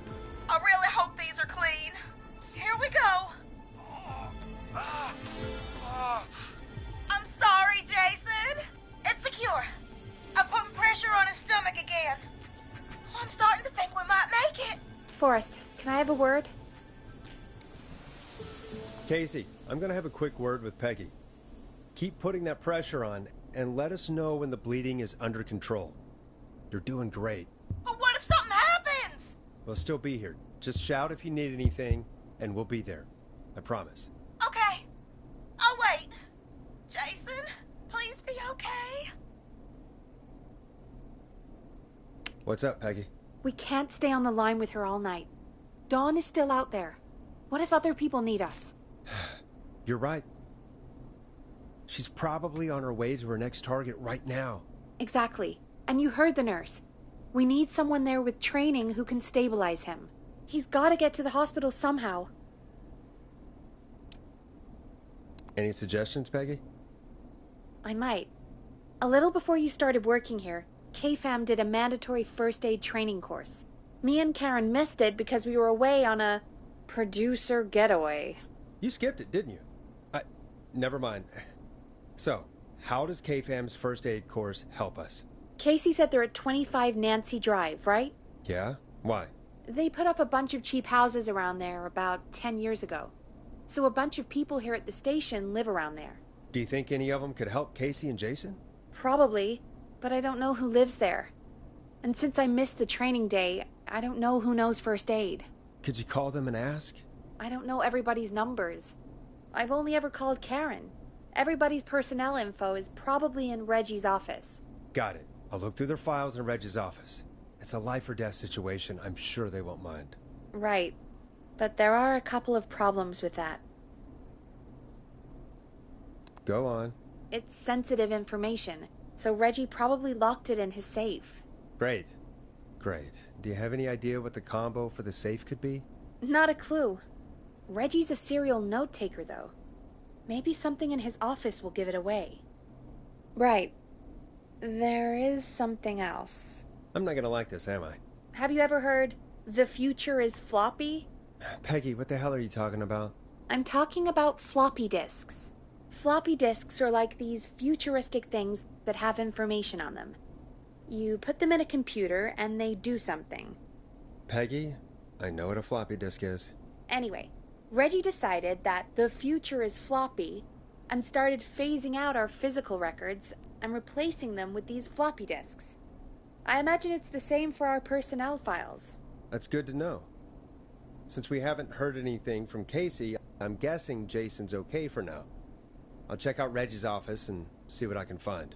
You'll need a key for that. I'll just slide it under my door now. Thanks, Peggy. I'll just have to look around.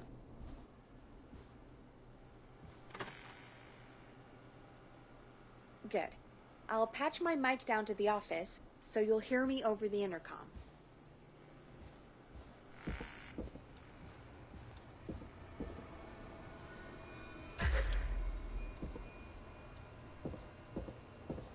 That's not opening.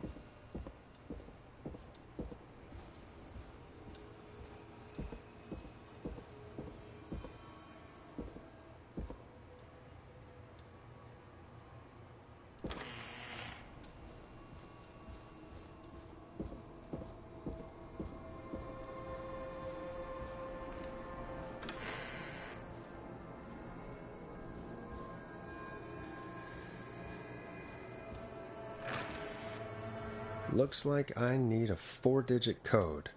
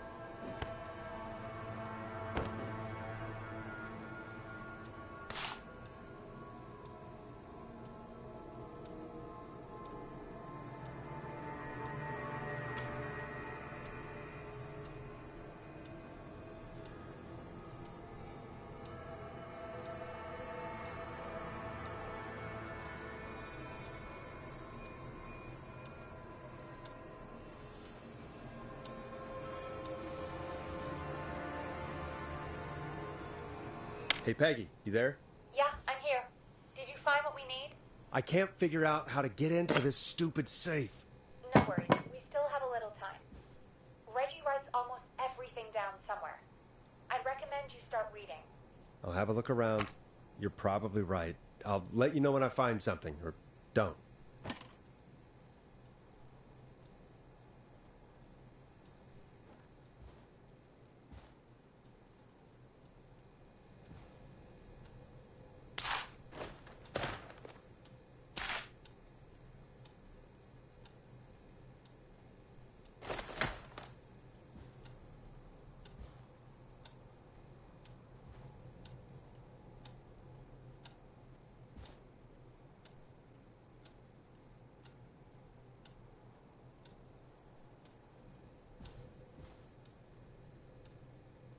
Peggy, I still have no idea how to open this safe. Okay. So let's change our thinking. What if we... Hello? Is anybody there? Please pick up. Casey, I'm here. What's wrong? Jason started going pale. I tried to get him to rest, but he just threw up everywhere. What's happening? What do I do?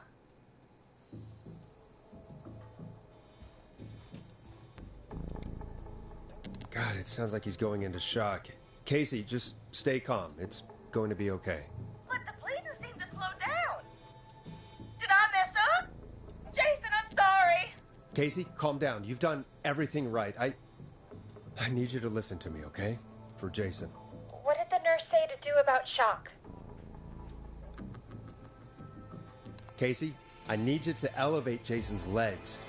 We need to get the blood flowing to his vital organs. Got it. Jason, stay with me.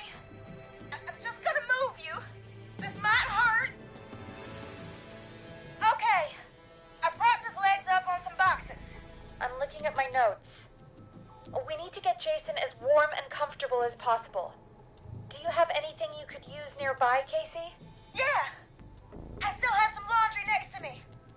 I'll wrap him in some blankets. Just give me a second. Sorry. Jason's bleeding through his bandages. Should I get him new ones? Or... Oh, God.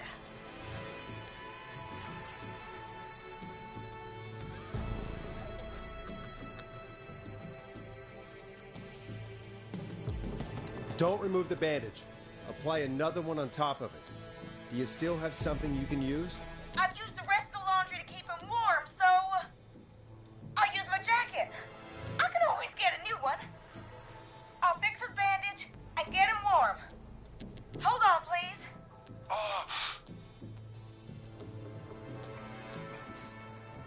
Sorry. I'm done. You're gonna be okay, Jason.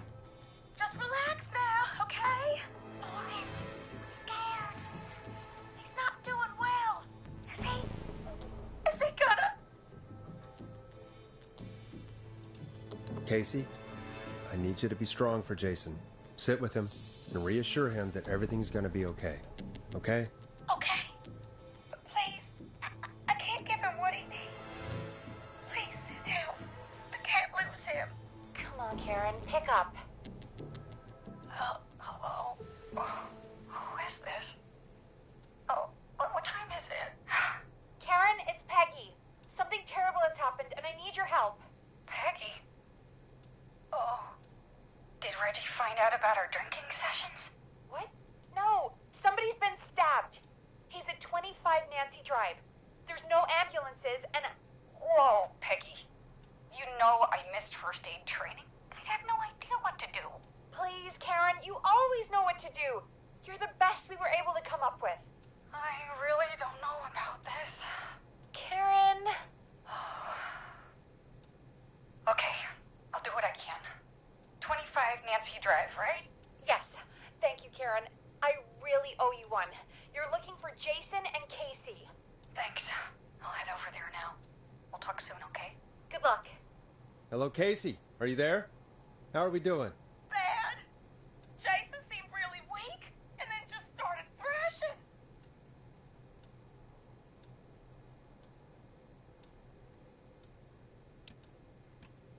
What about now? Is he still thrashing? He's passed out. Please tell me you found someone to help. Casey, help is on the way. My colleague will be there soon. You hear that, Jason? Someone is coming. You're gonna be just fine. Just hold on for me, okay? Just hold on. Come on. Hello? Jason, Casey? I'm Chris. Peggy sent me. Are you there? Can you let me know?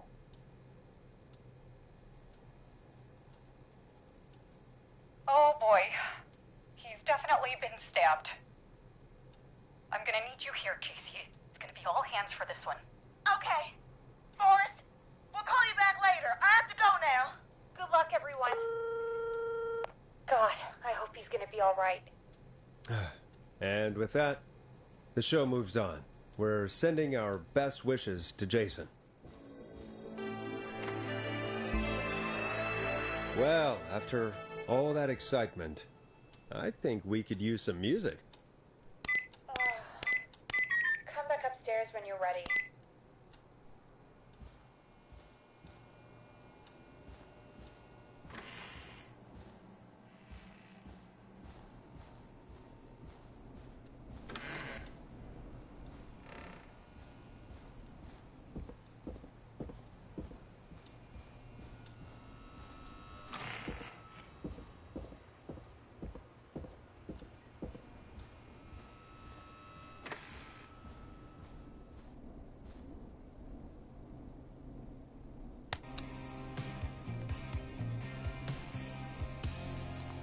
It's getting pretty late.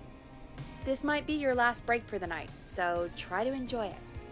Give me a buzz when you want to go back on air. Let's roll. You got it. We've got another call coming through, too. Welcome back to 189.16, The Scream. I believe we have another caller on the line. How are you tonight, caller?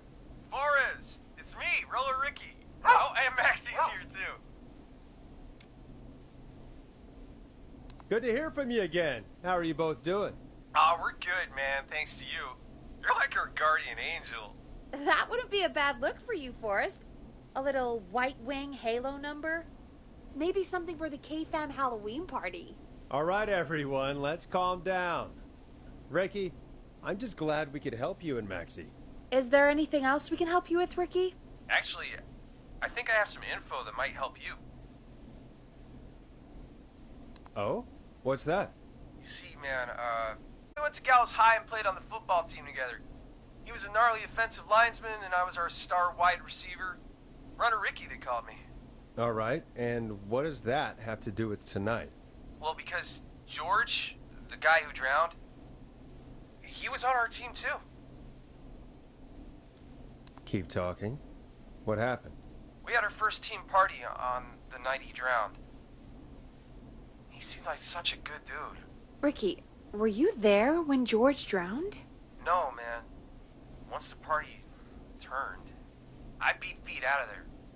Man, I remember George and his girl there. There was a whole lot of love, man. I could see it, you know? Ricky, please. What was her name? I never got her name, man. He just called her Bean. I didn't really know her before, or see her after that. Then what did she look like? Please, tell us anything you remember. I just remember a pretty girl, man. I'm sorry. Ricky, you said the party didn't last long. What happened? We were just having a good time, and then the next thing I knew, everyone was running for their life. I looked up and saw a goddamn whistling man in the trees. And I never ran so fast in my life. I ran straight home. Didn't know about George until next morning at school. I'm guessing it was whistling night, wasn't it? That the whistling man was just another kid. Yeah. I don't know how George died, but I always felt like if anyone deserved to die that night, it should have been me. And Ricky, it wasn't your fault. You're not a bad person. I know that now, ma'am. It took a long time to learn, but yeah, just thought I'd tell you all what I know. Thank you, Ricky. This helps. Thank you. You got it, man. Anyway, I think it's time for me and Maxie to free up your phone lines. Thanks for listening, man. I'll let you to it. Night, Ricky. All right, folks. Looks like we got a new lead in the case. If anyone has any info about this mysterious being, please call in. If she was George's girlfriend back then, she's probably in her mid to late 30s now. Huh. Oh, we have another call coming in, but hang on.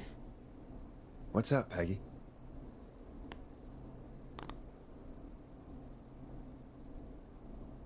Peggy? You're gonna want to take this call off the air. Who is it? Just do it. All right, folks, it's time for another track. Here's one to help you sit back and relax. We'll be right back after this. I hope this is good news, Peggy. Who have we got? Find out for yourself on line 1. Hello? Forrest, I'm glad I got back through to you. Sounds like it's been a busy night, huh? Surprise! It's Leslie, our 911 operator, leading the charge from Henderson to come save us. It's so good to hear from you. Are you okay? I am. I'm driving back with an officer from Henderson now. We got back into radio range a little while ago. We've been listening in, but haven't been able to get through until now. Ever since you found Sheriff Matthews, it's only gotten worse. It's been a long night. Well, it shouldn't be too much longer now. I'm glad I got through to you. I wanted to let you all know what's going on. I made it to Henderson. Turns out somebody had cut the phone lines, and they had no idea what was happening. After I told them, well, their sheriff sent a goddamn squad back with me to stop this. That's great news! That's crazy about the phone lines, though. Do you think the Whistling Man cut them? I'm guessing so. I don't know how the Whistling Man did it. But that doesn't matter right now. Listen, we're coming in hot, but we need your help.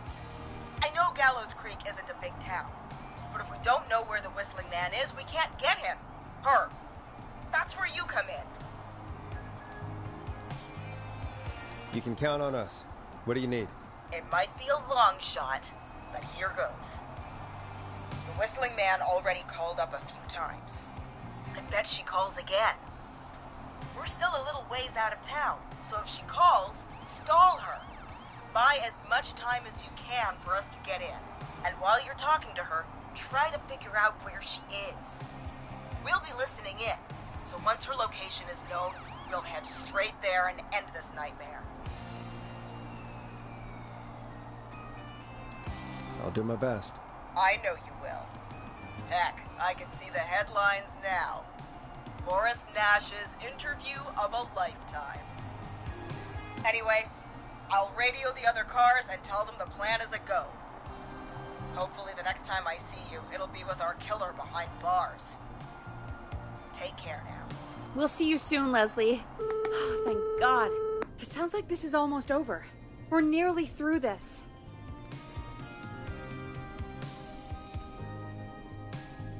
Best we don't waste any time then. Let's get back on air. You got it. Okay, Forrest, shut the music off. Bringing you back live now. Welcome back to The Scream with me, Forrest Nash. The line is lit up, but before I get to our next caller, I just want to say, things are looking up.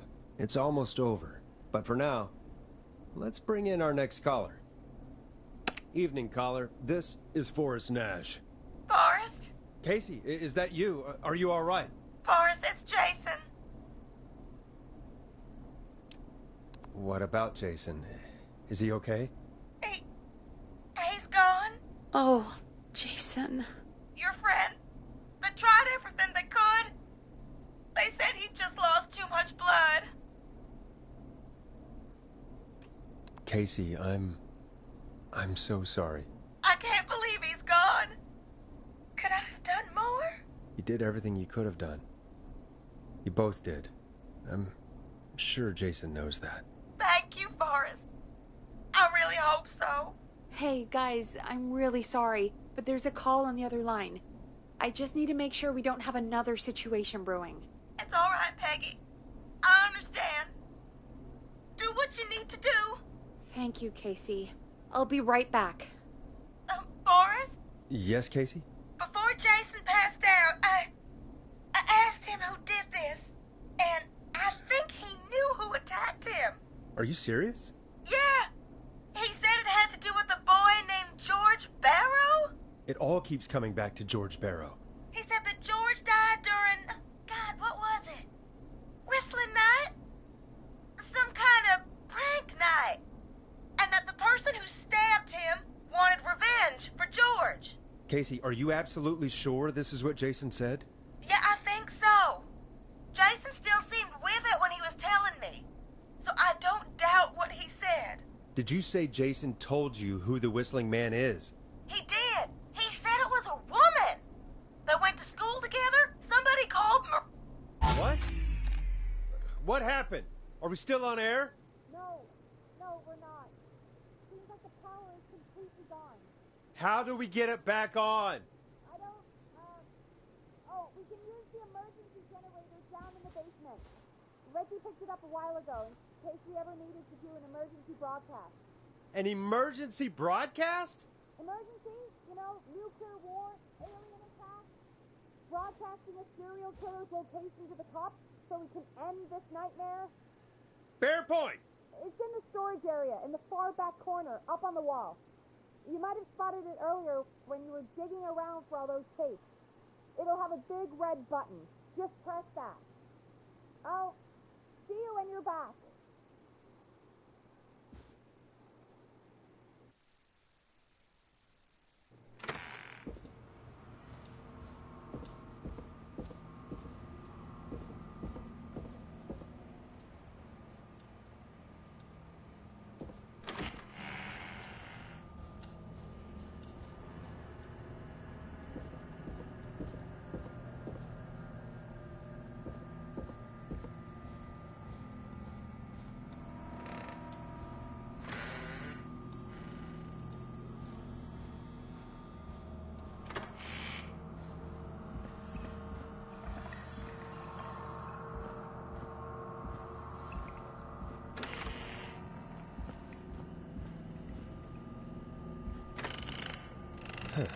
Far back corner.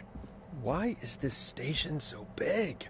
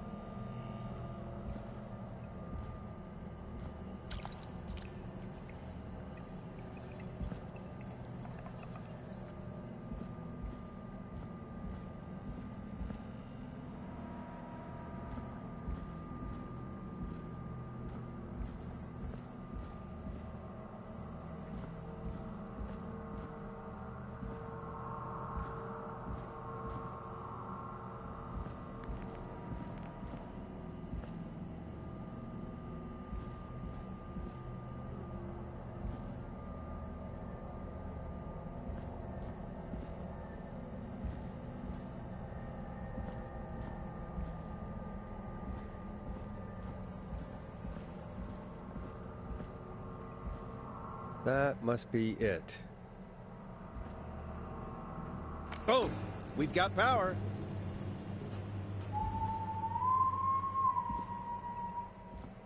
The Whistling Man. I need to warn Peggy.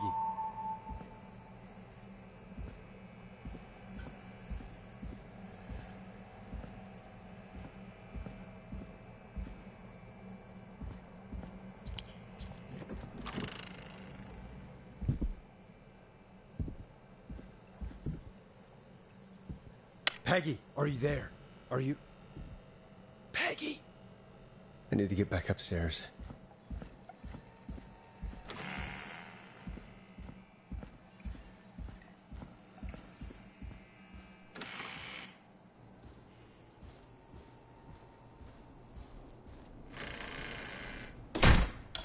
What the hell?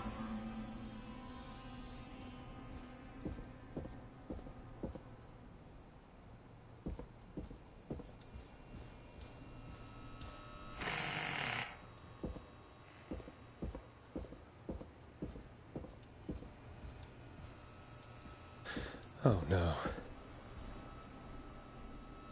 Peggy! Where'd you go?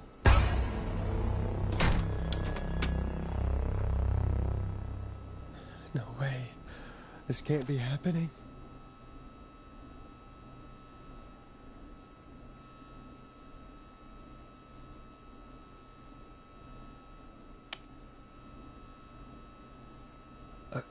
a call.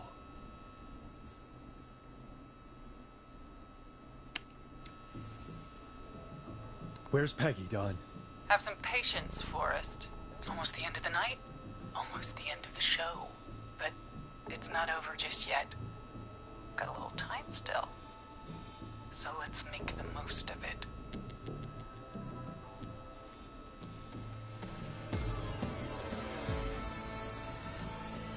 All right, let's.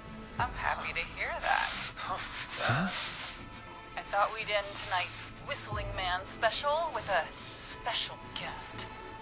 The one who started it all. Oh, let me take that out of your mouth and... You crazy! Mr. Teddy Gallows Jr. Wait. It's all gonna come out tonight, Teddy. Your daddy and his money saved you 20 years ago.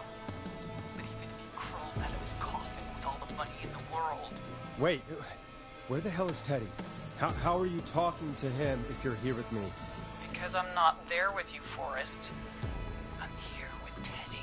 And if he says where that is, well, he knows I'll get it. But I can see you. You're standing right in front of me. Oh, I get it. You're wondering who's there at the station with you. Forrest Nash, let me introduce you and all of Gallows Creek to my boy, Henry Barrow.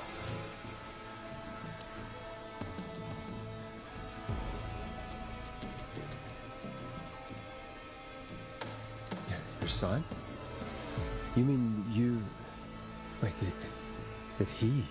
Yes, Forrest. He and I had a son. So there were two Whistling Men tonight.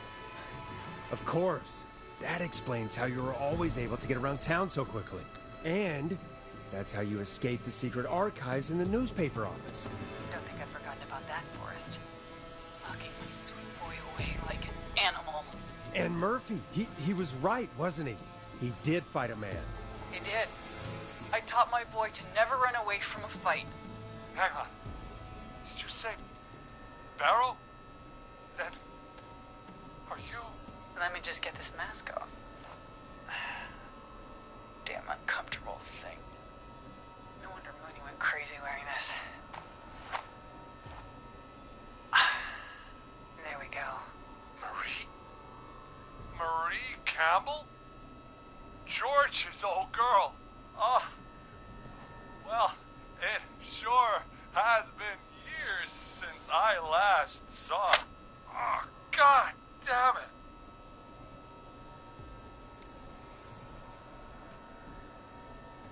Where are you going with all of this?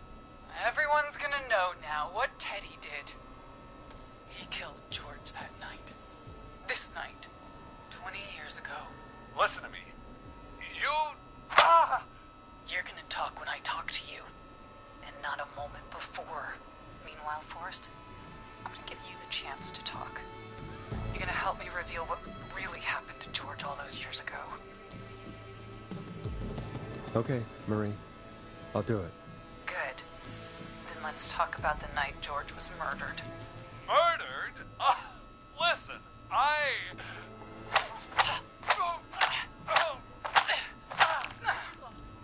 I said you speak when you're spoken to. Now, I know you've done some good work tonight in piecing together what happened to George 20 years ago, and that's why I want you to interview us. Interview you? All right, I can do that. Thank you. I want you to help me and Teddy tell the story, Forrest. Do a good job. And hell, you might be the only one to leave here alive.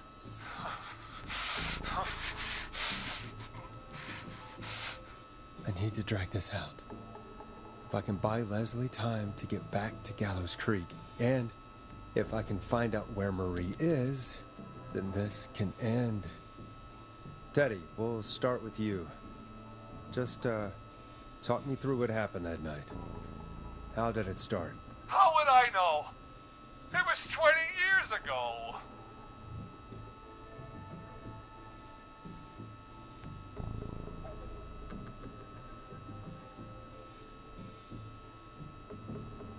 Teddy, be honest with me or we're both going to die.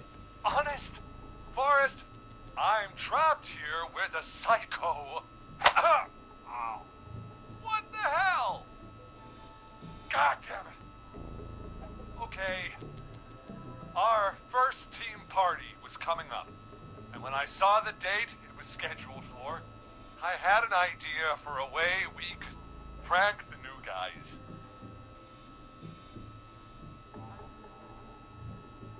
I understand that kids in Gallows Creek know tonight as Whistling Night. I'm guessing that's what you mean? Well, we didn't have a name for it then. It was just the night that Mooney went missing. But Whistling Night is what they'd call it later. Wait. You mean this was the first Whistling Night? Keep talking, Teddy. We went up near Whistling Point. God, who was there? Me, Jason, and George, of course. But George didn't come alone.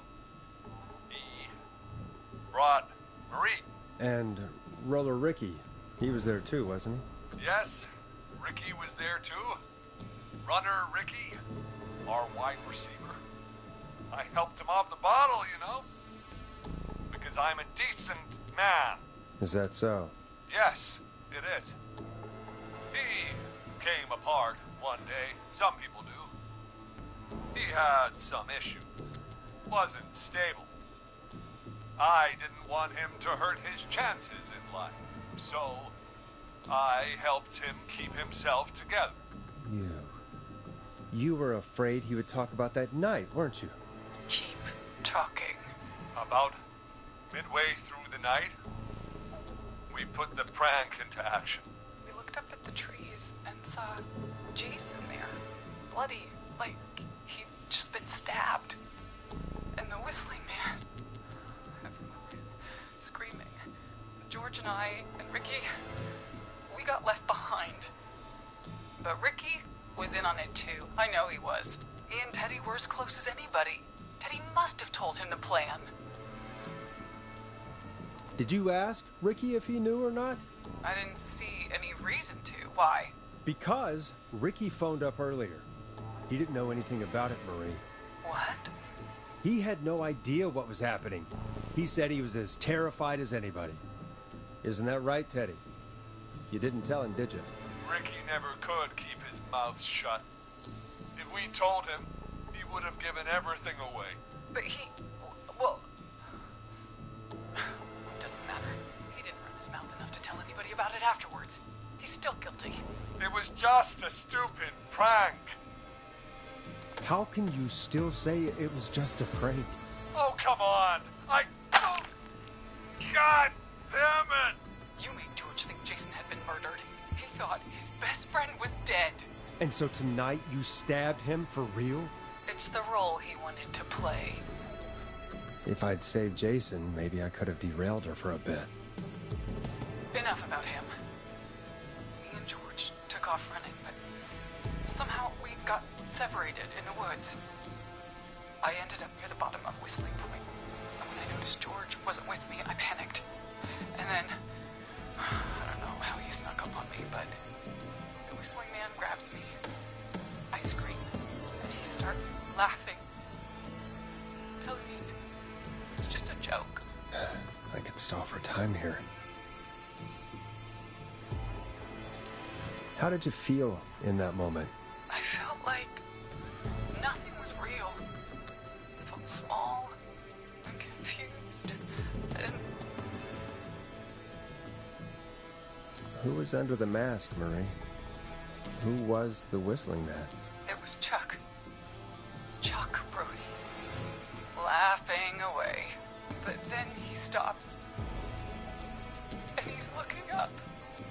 At the top of Whistling Point. What was he looking at? Teddy, what happened next? Nothing. I mean, it was just... Teddy? George fell off Whistling Point. How do you know what happened?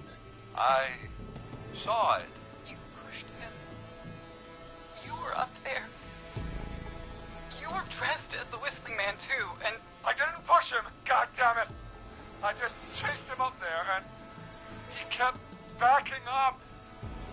When I saw he was about to go over, I reached out. That's what you saw.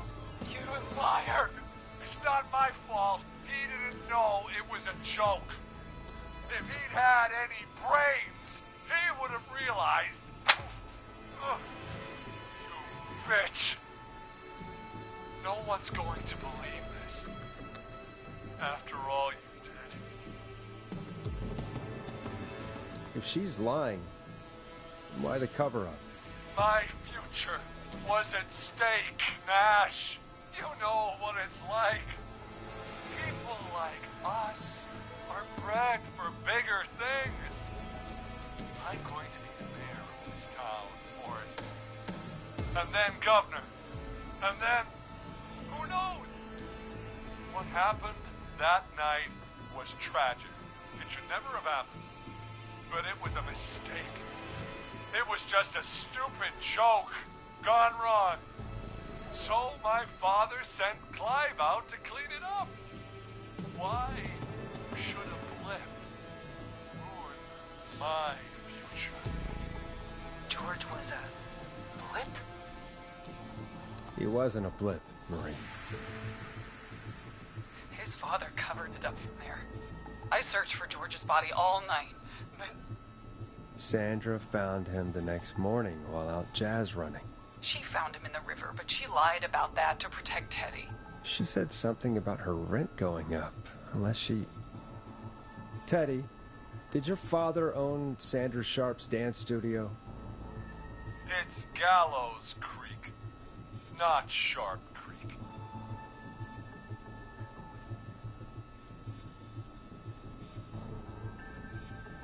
I'd answer the question if I were you, Teddy. Yes, okay.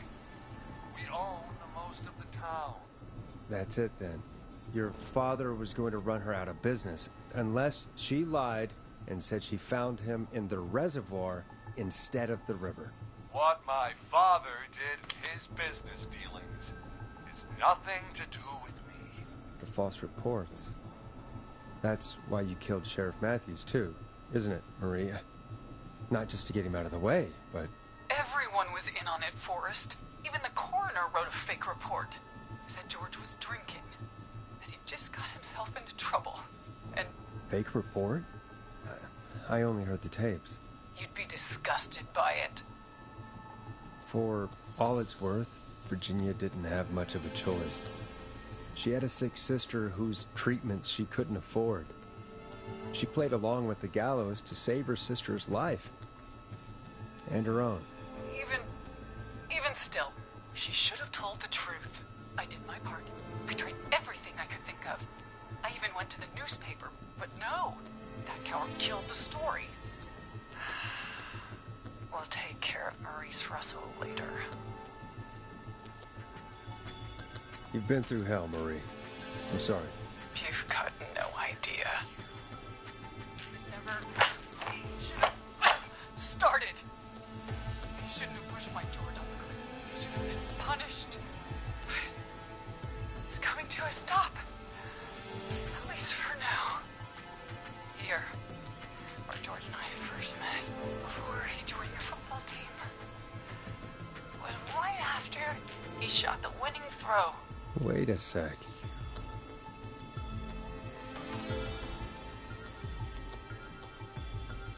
You're at Gallows Creek High, in the gymnasium. That's right, Forrest. Not that it matters. Yes, we're here. Anyway, I think that about wraps up the interview with Teddy. So... Marie? Where? Oh my god. Peggy! Teddy? You gotta help me. Quiet. You'll talk more later. Now I have to talk to someone who mattered more than you ever did. Peggy. It's been so long since I've seen your face. I worried you wouldn't come. Marie! Oh my god. I thought you... And here I was, thinking you'd forgot me. I'd never forget my own sister. Sister? Peggy, what's happening? Why are you even there? Wanna explain, Peggy? Earlier, while you were speaking to Casey, I got a call. Do you remember? Well, it was from Dawn. She said that my sister Marie was there that night George died, and that I should come to the gym for a reunion. And when you walked in, you found out That my sister is the Whistling Man. Good to see you too, Peggy. Why didn't you tell me any of this? She said that it was my last chance to see my sister. I knew if I told you, you'd try to stop me or come with me when we need you on the radio. And I just... I'm sorry. This has to be a lot for you. You just disappeared one day. Disappeared? I was thrown out, Peggy. I begged Mom and Dad to do something about what happened that night, but did they care? No, they told me to stay quiet. They only cared when they learned I'd been with George. And Marie, I'm so sorry. I never knew. it's not your fault. Really, it's Mom and Dad I should be seeing right now. But since they're dead and gone, well, I'll have to settle for the next best thing. Next best thing? Do you mean? Someone has to pay for what they did. Marie, please. Mom and Dad are gone, Peggy. Besides, you forgot me. Just like the rest. You forgot. Marie, Peggy never forgot about you. Keep your mouth shut. She kept a card from you. She kept it here on her desk. What card? The card you made me for my 8th birthday. What does it say then? Happy birthday, Peg. Now you're great and 8. Love, M.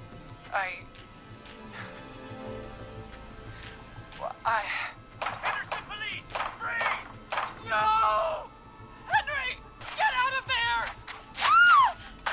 Peggy! We have 2 wounded, and we're in pursuit of the suspect. Henderson police! Freeze! Forrest! Leslie, how's Peggy? She's been cut pretty bad, but we're here now. I'll be okay. God, Marie! Hey, officer! I need you to look after Peggy. She needs help. Now, we got here just in the nick of time. Where's Marie? She bolted right as we got here. The police are right on her heels. It won't be long now. It's over, Forrest. Well, folks, it was a long night, but we made it through together. I'm gonna head off to go check on Peggy. This has been Forrest Nash.